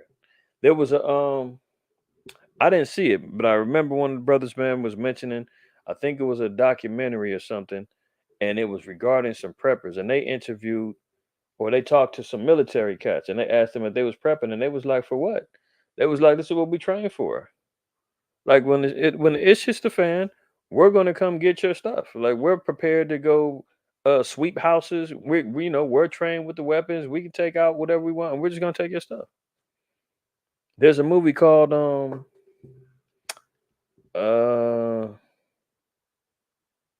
oh shoot, what's the name of that movie? This is how it ends, or no, goodbye. Good lord, dang! I just watched it too about 2 weeks ago. Oh, Goodbye World. Goodbye World. If y'all ain't seen it, it's free on Netflix, right? Not Netflix, YouTube. Goodbye World. This right here, right? I ain't gonna give y'all the story, but there's a scenario that does play out where some cats in the military, man, take over a little community of preppers. I'm gonna just leave it at that. That's one of the storylines in the movie, right? But if you're interested, check that out. But this is what they're talking about. If you got people out here, man, slaughtering and killing over damn mayonnaise, among other things. I mean, there's just as much simple stuff going on in other parts of the heinous crimes and the murders that's going on. But if the scripture said, man, people is going to be killing over the lack of bread, I mean, you see just the ignorance that people are willing to kill for right now. So you know it's going to come. But you have to keep the Most High first. You got to keep the fear of the Lord first. You got to keep and remain in these commandments. If you got your goods, you got your goods. You know, you maintain and shore up what you can. But the Lord said, man, don't be surprised. You could be a strong man and defend your stuff, but there could always be one stronger to come in and divide it up and spoil your goods. So we got to be prepared on all fronts. Okay. Look at this. Gay Kentucky teacher of the year quits his high school job after citing homophobia after he was accused of grooming children at a student-run LGBTQ group and says the school did nothing to defend him. Well, good. I'm glad they didn't defend him. And who's going to care that you quit? Good. You're out. You're out the picture. But you see how entitled they are, man. You see how entitled the damn sodomites are. And we know that there's been grooming going on in multiple school systems and multiple school programs. There was just I think y'all remember the white couple, the Edomite teacher, and I think a colleague of hers. They were monitoring the computers, watching the search engines of the other kids, and they were recruiting them into a private little LGBTQ group, trying to turn them out, talking about trannies. And one of them that was the teacher's child was actually trans, a Decepticon. So she was trying to find some friends, for her damn kids. So Willie Carver Jr. is out of here. Openly gay teacher of the year, had to quit his job because he got accused of grooming children, which we know that's going on. And then he's mad because the school didn't defend him. Get out of here, Willie. Here goes some more folly, man. My people are revolted and gone. I'm just gonna read that scripture too. uh Israel, boy. Israel. Jeremiah 5. I mean, my people never cease to amaze me, man. Jeremiah 5:23. But this people have the revolting and rebellious heart. They are revolted and gone. Look at this. Jealous over a threesome. Now, this is on a carnival cruise now. Jealous over a threesome between passengers sparked a wild 60-person brawl on a carnival cruise ship dance floor that lasted for an hour and spanned 5 floors. So these damn crazy ass Negroes, man, they out here, living lasciviously on this boat. Somebody that had a threesome. It then caused some jealousy to ramp up and rage. It turns into a 60-person brawl on a damn cruise ship in the middle of the ocean. They out here doing this. Brawling for an hour and it going on 5 floors of the damn ship. This is the people revolted and gone, man. Israel. Massive brawl erupted Tuesday on the Carnival Magic off New York as it was wrapping up its 8-day Caribbean cruise when the fight broke out in the ship's nightclub. It has emerged. The fight was triggered after some passengers engaged in the threesome which then enraged their significant others, leading to around 40 to 60 people getting involved in the punch-up. 2 people began scuffling on the nightclub dance floor, and the altercation rapidly got out of control. The fracas, which began on the 5th floor and lasted for an hour, ending up on the 1st floor of the cruise ship. Video shows security guards, clearly outnumbered, completely powerless to stop the large brawl. After the fight, the Coast Guard escorted the ship to the dock and man had no injuries were reported. I mean, they fighting from the 5th floor, falling all down to the 1st floor, man. Jake done lost their damn minds. Unbelievable. You arguing about McDonald's. They fighting over threesomes. They're killing over mayonnaise. Crimes are passing, executing, they believing that the father of the baby killed that 20-year-old woman, man, on the streets. Good Lord. Supreme Court, Biden can end the Trump era asylum policy. Remember, last week we talked about the Democrats was worried about losing their influence over the Latino vote. So what did they do? They put 300,000 jobs on the line to give free work visas for them, to give them some favor. Now, Sloe Biden comes up and said, I told you, he's going to start trying to favor to the Latinos because he needs that votes. So next thing you do, he come out and tries to end the Trump era asylum. This pretty much was talking about while migrants are waiting to get asylum into America, they have to go back and remain in Mexico. This will allow them to come and cross over the border and wait in America. So here he is saying, look, I'm opening up the doors, letting them in. We're going to end that thing that Trump had, again, throwing that name in the mix.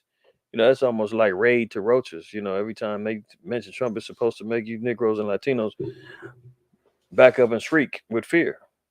That's how they weaponize that name, man. The Supreme Court said Thursday the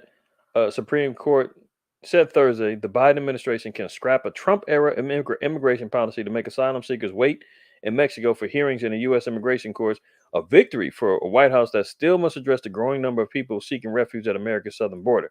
The ruling will have little immediate impact because the policy has been seldom applied under President Sloe Biden, who reinstated it under a court order in December. It was his predecessor, Donald Trump, who launched the, quote, remain in Mexico policy and fully embraced it. Then they was talking about Title 40. He was supposed to be trying to open up the borders, man, let them all in. So, he's out here playing politics, man, and he's, trying to coerce the Hispanic vote, to get on his level. And here we go. Good thing I came over here. Interesting, man. And these bots right here are deliberately focusing in on. Did y'all see that? Damn, I only blocked one and all of them disappeared. But okay, all right. See, I was on another congregation that came on my feed. And I watched a little bit of their class, and they had the same damn bots on there talking about naked HD, the cheapest one-time 18 plus dates. They targeting man, YouTube out here sending out these damn bots on here, man.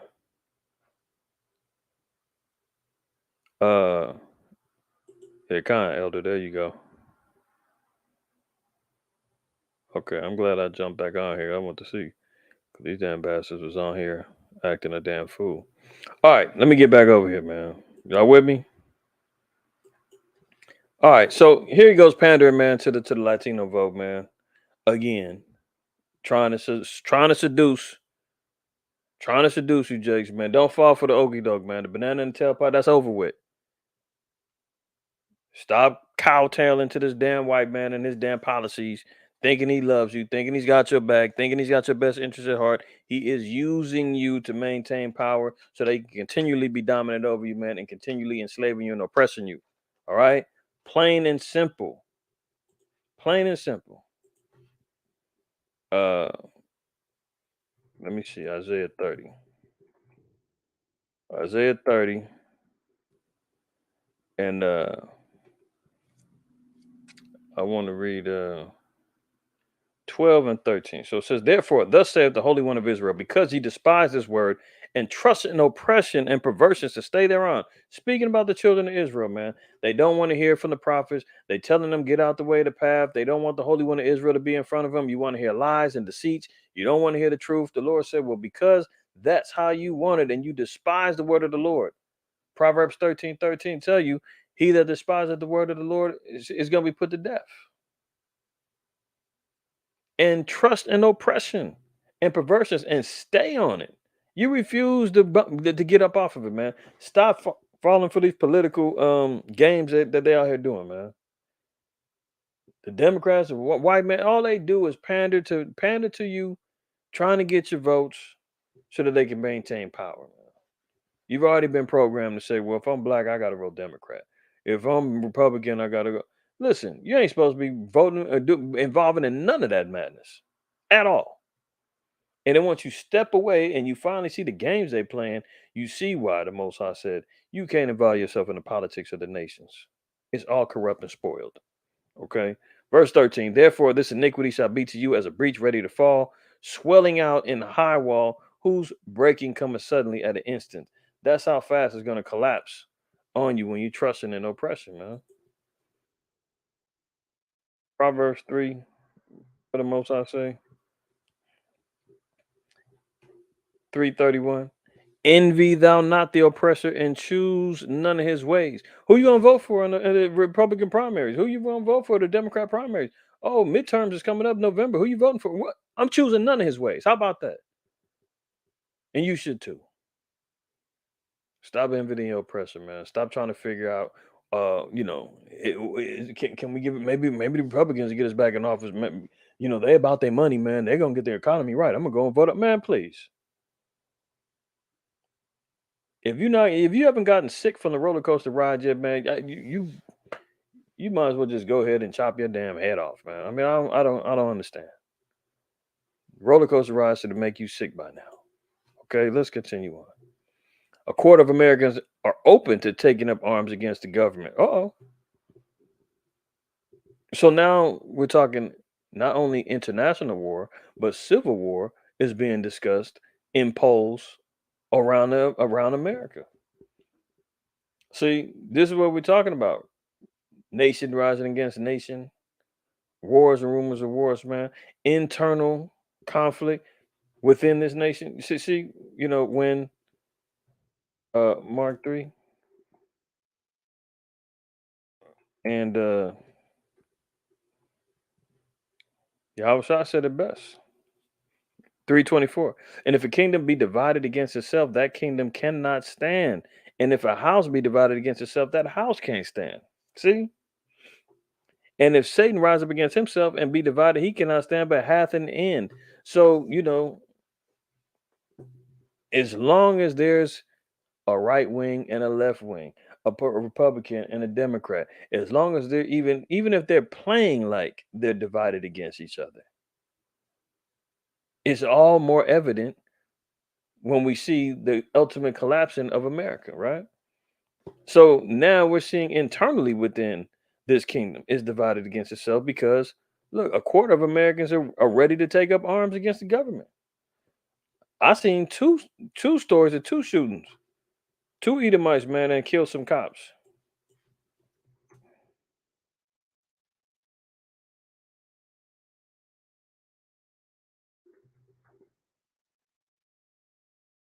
Look at it.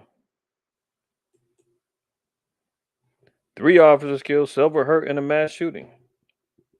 This is in Kentucky. This was just today. I didn't even put this on here. Look at this, man.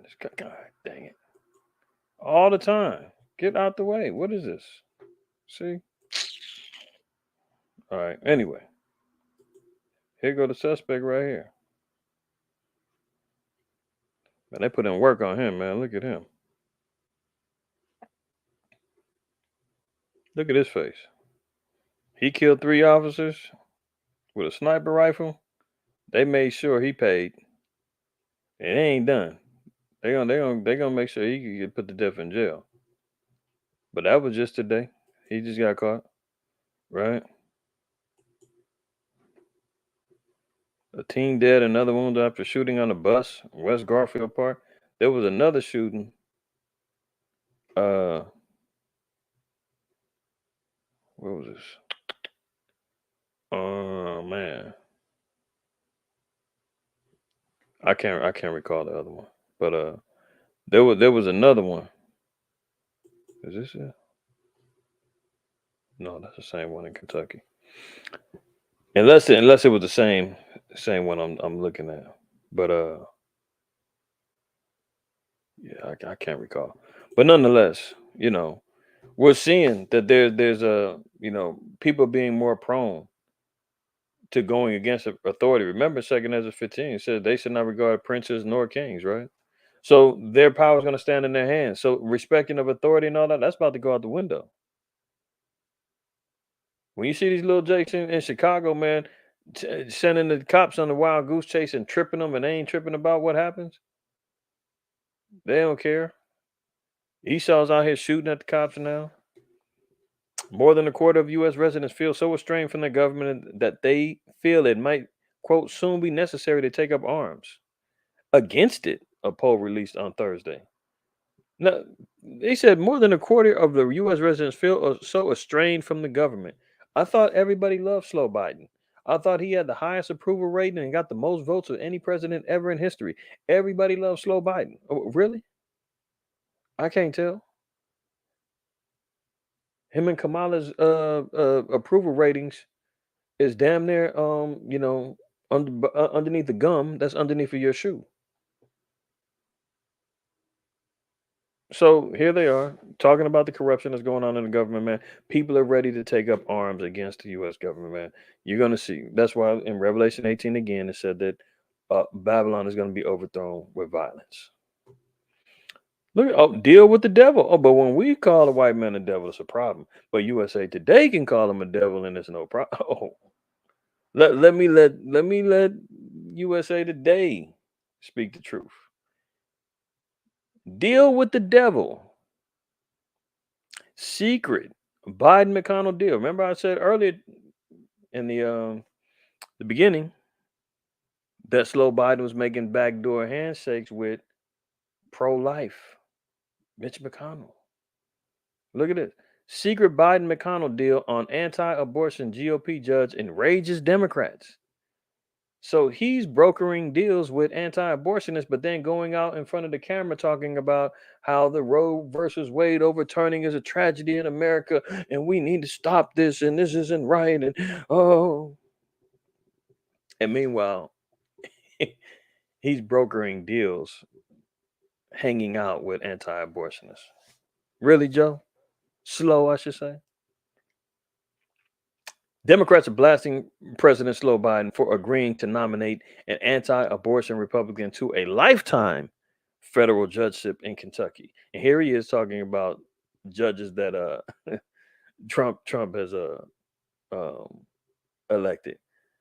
I'll say one thing, man. I bet you Kodak Black loves him some Trump because he exonerated him and got him out of jail. Lil Wayne, he got out of jail. He tried to help ASAP Rocky when he got out of jail. What about this? What about the Dyke sister over there held up in Russia? I bet you she's begging that Trump was president. Trump was at least getting some jakes out of jail. As wicked as they are, but shit, he knew. Hey, if I can keep these little young nigglets out here on my team, I'll set Kodak Black free.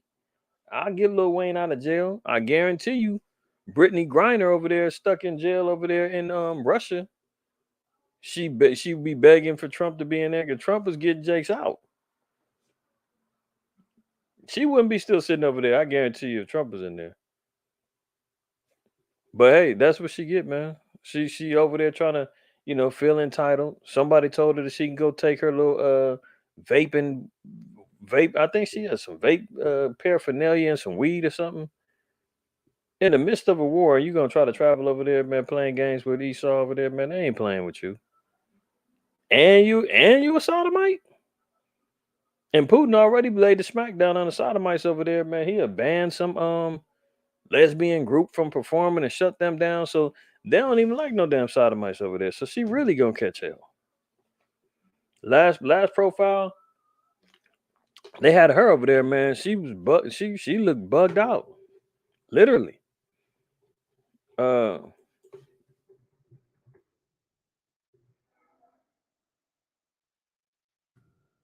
at it. I'm trying to see. Hold on. When she was in, where's the picture where she was over there? Here she go, but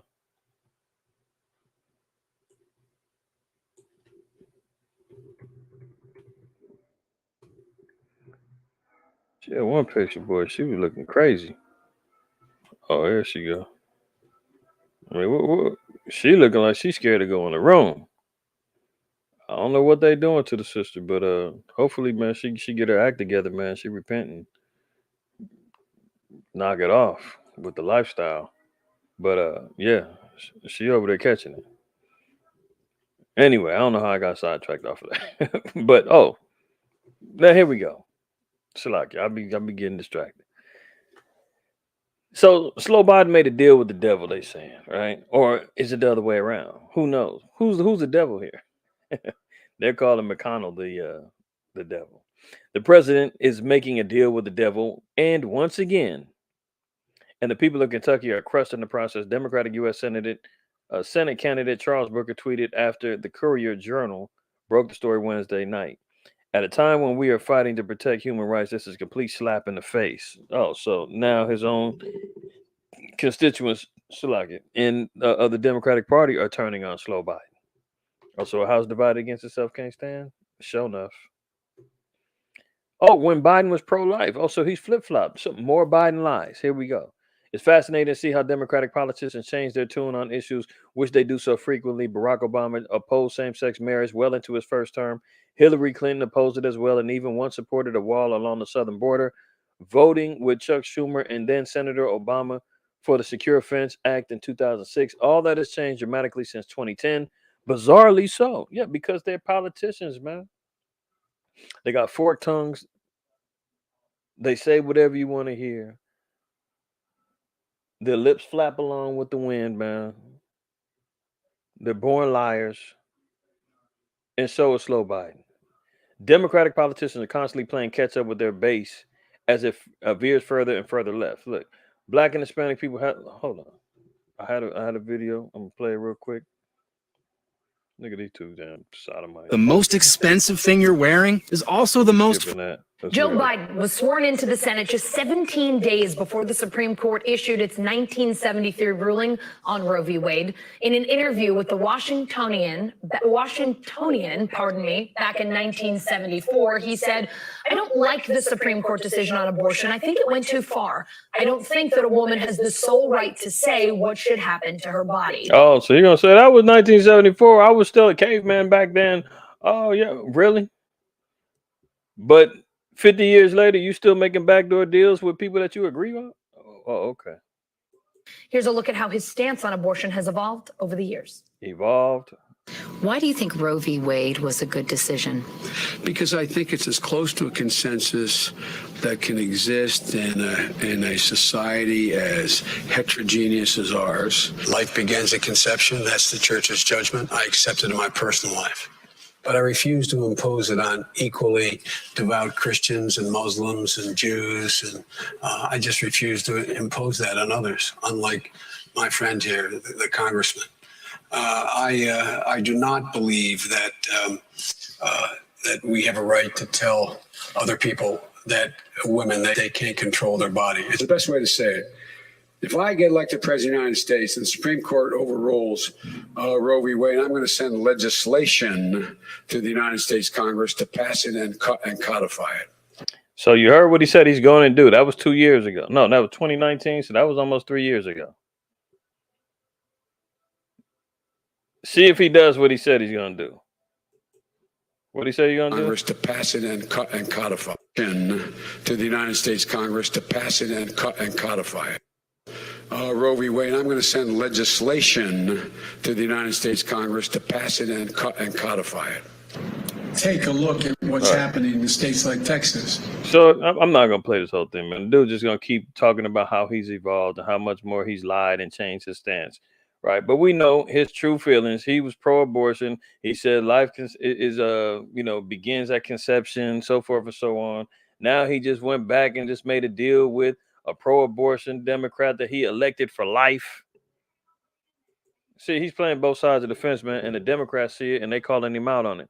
But look at the bigger picture. This is why the Roe versus Wade, all of that is all subliminal. It's all population control. It's all aimed towards the children of Israel. Psalms 83 already tells us that they're going to try to cut off the seed from Israel from being a people, so forth and so on. We know how much they have lusted after the death of our people, man. Esau said that the days of the morning of his father have passed, and I will slay my brother Jacob. He's utilized all different types of methods. The history of Planned Parenthood, Margaret Sanger, and the whole nine, we know about it. Now they're publicly coming out saying Black and Hispanic people have the most to lose if Roe is overturned.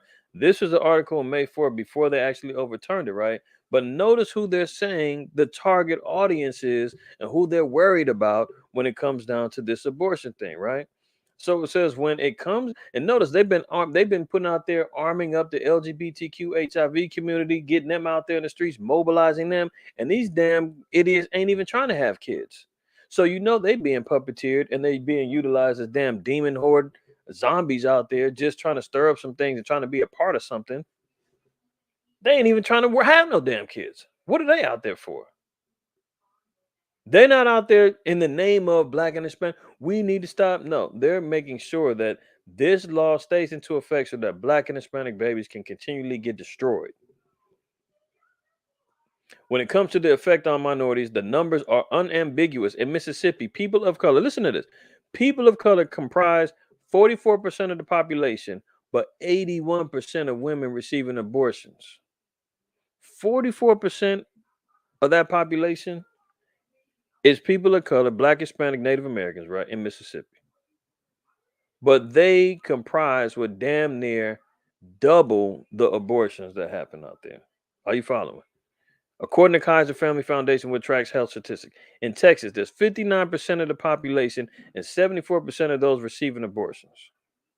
The numbers in Alabama, 35% and 69%. Do you see what's going on? We have a decent amount of people in these particular states and are comprising overwhelmingly the highest rate of abortions in these places. It exceeds the population of the people. Do you understand? There's more abortions that's happening than there are people, representations of color in these states. The numbers in Alabama, 35 and 69%. In Louisiana, minorities represent 42% of the population, according to the state health department, and about 72% of those receiving abortions. There's 42% people of color, minorities, Black, Hispanic, Native American, in Louisiana, and they're aborting more than there are people there. The agenda is clear and is working. Abortion restrictions are racist. See how they play that? If you don't allow these Black and Hispanic women to kill their babies, that's racist. If you don't allow them to commit murder, that's racist. If you don't allow them to take part in a population controlled agenda, that's racist. If you don't allow them to go to the Planned Parenthood with a founder called people black weeds that need to be rooted up and pulled out, oh, that's racist. Mind you, Planned Parenthood is getting money to for damn hormone and gene therapies, man, to promote the tranny agenda or the transsexual agenda. Let me be nice because YouTube be listening for words. The transformer agenda, they're trying to create more Decepticons. Let's look at it. Okay. Abortion racist, said Kathy Torres, an organizer manager with Frontera Fund, a Texas organization that helps pay for the abortions. They're help funding these abortions, huh? They directly impact people of color, Black, brown, and indigenous peoples. Notice the three populations that they're talking about. Black, brown, and indigenous. Well, who are the Israelites? People who are trying to make ends meet. Really? Here's some more of this article. Why the great disparities? Laura Bertram Roberts, executive director of the Alabama-based Yellowhammer Fund, which provides financial support for abortions. They're going to make sure that bill is covered. Yeah, come on in, Keisha, Maria. We got it covered for you, honey. Don't worry about it. We're gonna get rid of that baby. Yeah, things happen. He wasn't right for you. Yeah, you got to be careful going out there in these clubs, girl. But don't worry, we're gonna get that baby up out of you. You understand? That's the madness that's happening. Provides financial support for abortion, said women of color in states with restrictive abortion laws often have limited access to health care and a lack of choices for effective birth control. Look at it. They have states with restrictive abortion laws, often limited access to health care. So they're in lower income areas, don't have health insurance or proper health care, or a lack of choices for effective birth control. Have we read anything about a high percentage of rapes that's happening in these particular communities and neighborhoods that's causing women to have to go get these abortions? Are we reading about a high percentage of physical ailments that's causing mothers to have to, get these abortions of the babies or they could lose their own lives? We're not reading that those are the problems. Are we reading about the causes is because of incest? These are why they're getting out. These are the three things that they're out here trying to parade around and acting as if these are the main reasons why that Roe versus Wade happened, and this is why women need to have the right to choose because they're out here getting raped all day and incest, and they're dying on deathbeds in the hospitals. Listen, if you look at the statistics, I'm not gonna look them up right now, man, but if you look them up, Google's gonna tell you how many abortions happen because of rape. It's like 0.01% or something like that. See, now I got to go there. I wasn't gonna do it for time's sake, but maybe we can find it real quick.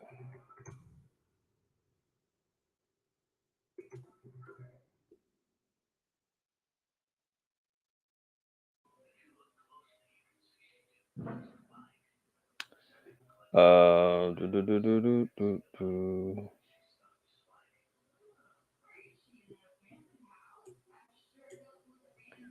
Here's from the USA Today. Rape and incest. See, look at this madness, man. They always want you to subscribe because ain't nobody buying into this madness no more. Okay, rape and incest account for hardly any abortion. So why are they now a focus? This is an article from May 24th, 2019 out of USA Today.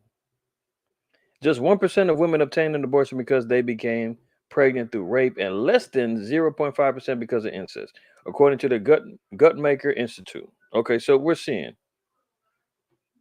exactly what's going on now. The numbers are few and far between. Okay. Here's another health research fund. They're saying the same thing. Fewer than 1% of all abortions take place because there's been rape or incest involved to create the pregnancy. Up to 85% of the women who became pregnant through rape or incest chose to have their children. Oh, we ain't talking about that, huh? The women that did the right thing or did the hard thing to go through with the pregnancy. You know what I'm saying? So we see the political agenda. We see the talking points that they're out there promoting that's really kind of built upon a false narrative, man. And they're out here trying to act like they're fighting for the rights of Black and Hispanic and Native American women, and they not. They're just trying to make sure that them babies get killed. I think they said 19 million have been killed since in the last 50 years or something like that. I pulled out the article that said over 130 some odd thousand abortions took place in New York. I mean, come on. Why the great disparities? We read that. Okay. So they're saying, lack of health care, not effective birth control, schools often have ineffective or inadequate sex education.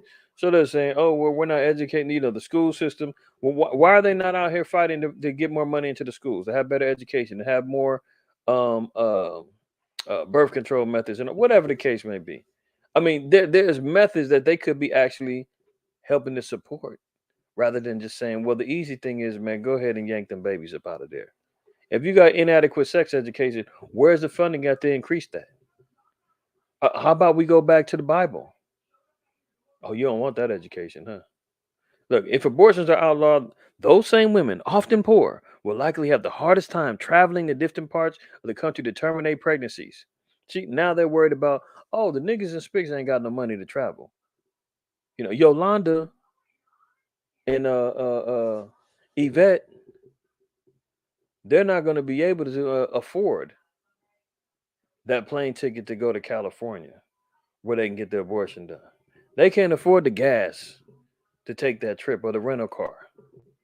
So we need to make sure we can get it done here. That's not right. Often poor is going to have the hardest time traveling to distant parts of the country to terminate pregnancies or raising children they might struggle to afford. Well, you know what the solution is. Don't do it. Abstain. Don't get yourself caught in these particular situations, and you won't have to worry about having to make a choice of having to kill a life. I mean, ask the old girl who keeps talking, crying about damn McDonald's and the kids. She figured, hey, I got 4. I'm not getting rid of them. Salute to her for that much. But god dang, get your life in order. Okay. So, children might struggle to afford, said Roberts, who was black and once volunteered at Mississippi's only abortion clinic. Look at this. CVS, Walmart, and Rite Aid limit purchases of Plan B pills after a surge in demand. So we see that it's all just about them being able to fornicate, go out there unprotected, wilding out, not having any damn particular moral standards in their lives. So they figure, well, if we can't get abortions, we're just going to go stock up on Plan B pills and still go live our lives. We're still going to go out there and have hot girl summers. And if we get caught slipping, it is what it is. You know, the mentality of the youth nowadays, man, they ain't scared to get these damn sexual transmitted diseases no more. They don't think they can get AIDS because, you know, HIV, because you see Magic living forever. I mean, shit. Magic done had HIV for about 30 years now. And he's healthy as ever, bigger than ever. You think, man, Jay got HIV, man, Magic should be about 115 pounds now. Magic is fatter than ever. Done made more money. I don't even know if that dude really got that thing, man. I'm sure he got healed by now. Magic got the money, man, for the get the potion in the motion, man, and got rid of that thing. But as long as you see all these little experimental drugs, man, they out there talking about, oh, we can get your HIV in remission. Oh, we got the medicine now where you can't get it through sexual transmission no more. Go out there and live your life. It's all good. You know, these people's already on drugs anyway, man. So what more is it just to stay on the life cycle of drugs anyway? They don't care. So the lawless, disobedient, wild nature is going to continue. The lascivious, you know, lustful mind frames of the other people, they're gonna keep going. See, their solution is, oh, we're just gonna get more Plan B pills. To the point that where CVS, Walmart, and Rite Aid had to say, oh, no, 2 per person, and that's it. I think they said either 2 or 3 boxes, and that's it. See these damn wicked ass women, they just go run straight to the damn pharmacy and figure I'm just gonna get these Plan B pills. I'm still gonna go out there and you know, drop it like it's hot, man, and shake my cheeks in every little Jake's face. Good Lord, our people need help. Mom who was cuffed by cops before she managed to jump the fence and save her son and his friends from Uvalde gunmen claims she is now being harassed by officers who park outside her home and flicker their headlights. This again is more evidence and more interesting news when we're seeing what really went down there in Uvalde. And they pretty much have kind of buried the whole Buffalo shooter story under the rug and all the other quote unquote mass shootings that followed after that. Remember, it was down there 1 a week. 2 or 3. We ain't hearing about none of that no more, right? All those stories got buried under but Uvalde keeps popping up with more evidences of foul play. And as soon as that one hit, the one that surrounded around these kids, that's when they start running around with the gun laws and all that. But see, that done backfired because now the Second Amendment rights in New York, they overturning it. California, they out here talking about making it more accessible to have a concealed carry permit. And at the same time, and you know what's gonna make it even easier because they just dropped the ball here in California, man. They released all kind of private information of every concealed carry permitted person in California. They made it public, man. People addresses, phone numbers, all their information, man. They messed up. They messed up, man. And now, I didn't put it in here.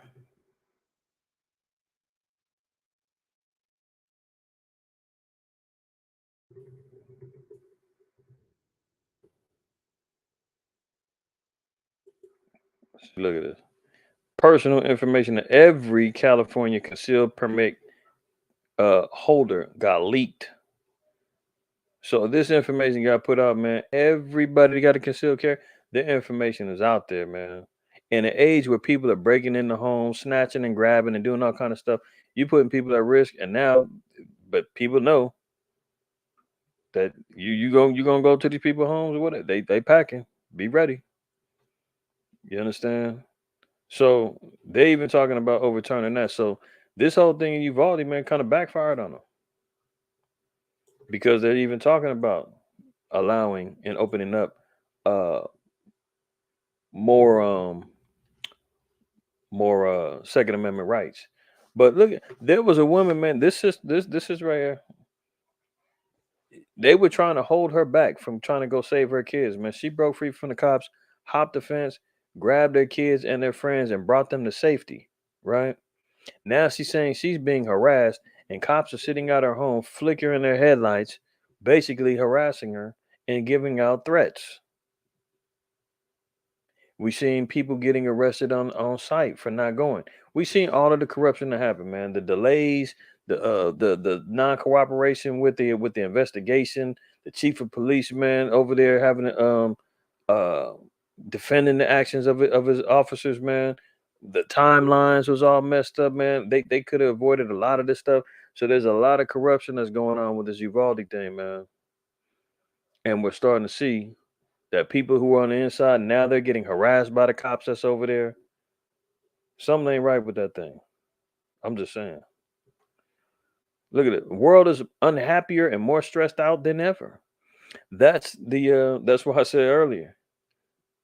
This is the state of mind of the people, man. Everything is down right now. Ain't nobody looking for no bright outcomes for America and the world no more. The whole world is unhappy and stressed out. This is why we need Israel to be back on top. See what happens? Uh Hold on. Let's go to Proverbs.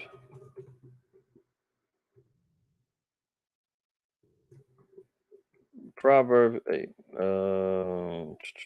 Yeah, 29 and 2. Here we go.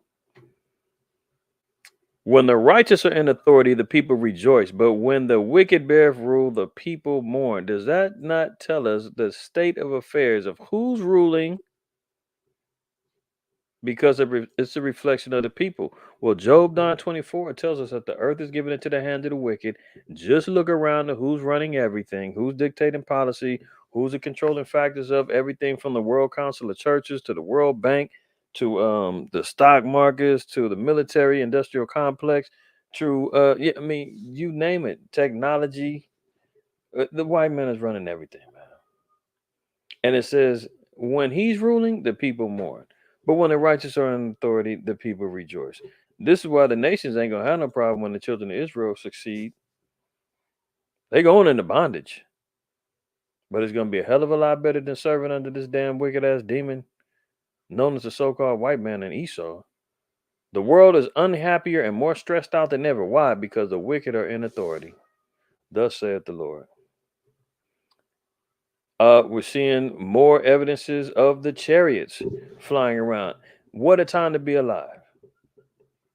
They just had a video with I think 6 of them being spotted down in San Diego out here. And look what the military is back saying. Their presence alone is a serious national security issue. Dozens of sailors confirmed their warships were swarmed by at least 100 otherworldly UFOs as their accounts contradict Navy chiefs' effort to dismiss them as drones. So they're trying to cover up. They're trying to not acknowledge. They're trying to push off. They're trying to act like, oh, we're not seeing these IFOs, as we call them, But the military knows. People are catching them on their phones. Things are going viral. This ain't the first time. Everybody knows what's happening. Cherish is being shown as signs and wonders are becoming more prevalent in the days that we're living in right now, only showing how much closer we are to the end and the deliverance of our people. This is how you know, man. The so-called white man. Listen, I don't never want to hear nobody talking about that was a long time ago. That wasn't us.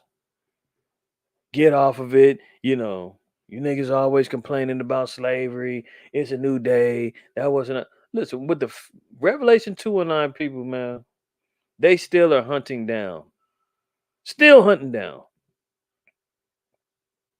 anybody that was involved in that quote unquote Holocaust. 101-year-old ex-guard at a Nazi camp is convicted by a German court, man. They tracked his old ass down at 101 and still said, you got hell to pay. But anytime that we bring up justice, anytime we bring up retribution, anytime we bring up the fact that, hey, they need these damn things, here they go again. Let me block this use. There you go. How they keep coming back, I don't know. Glad I popped down.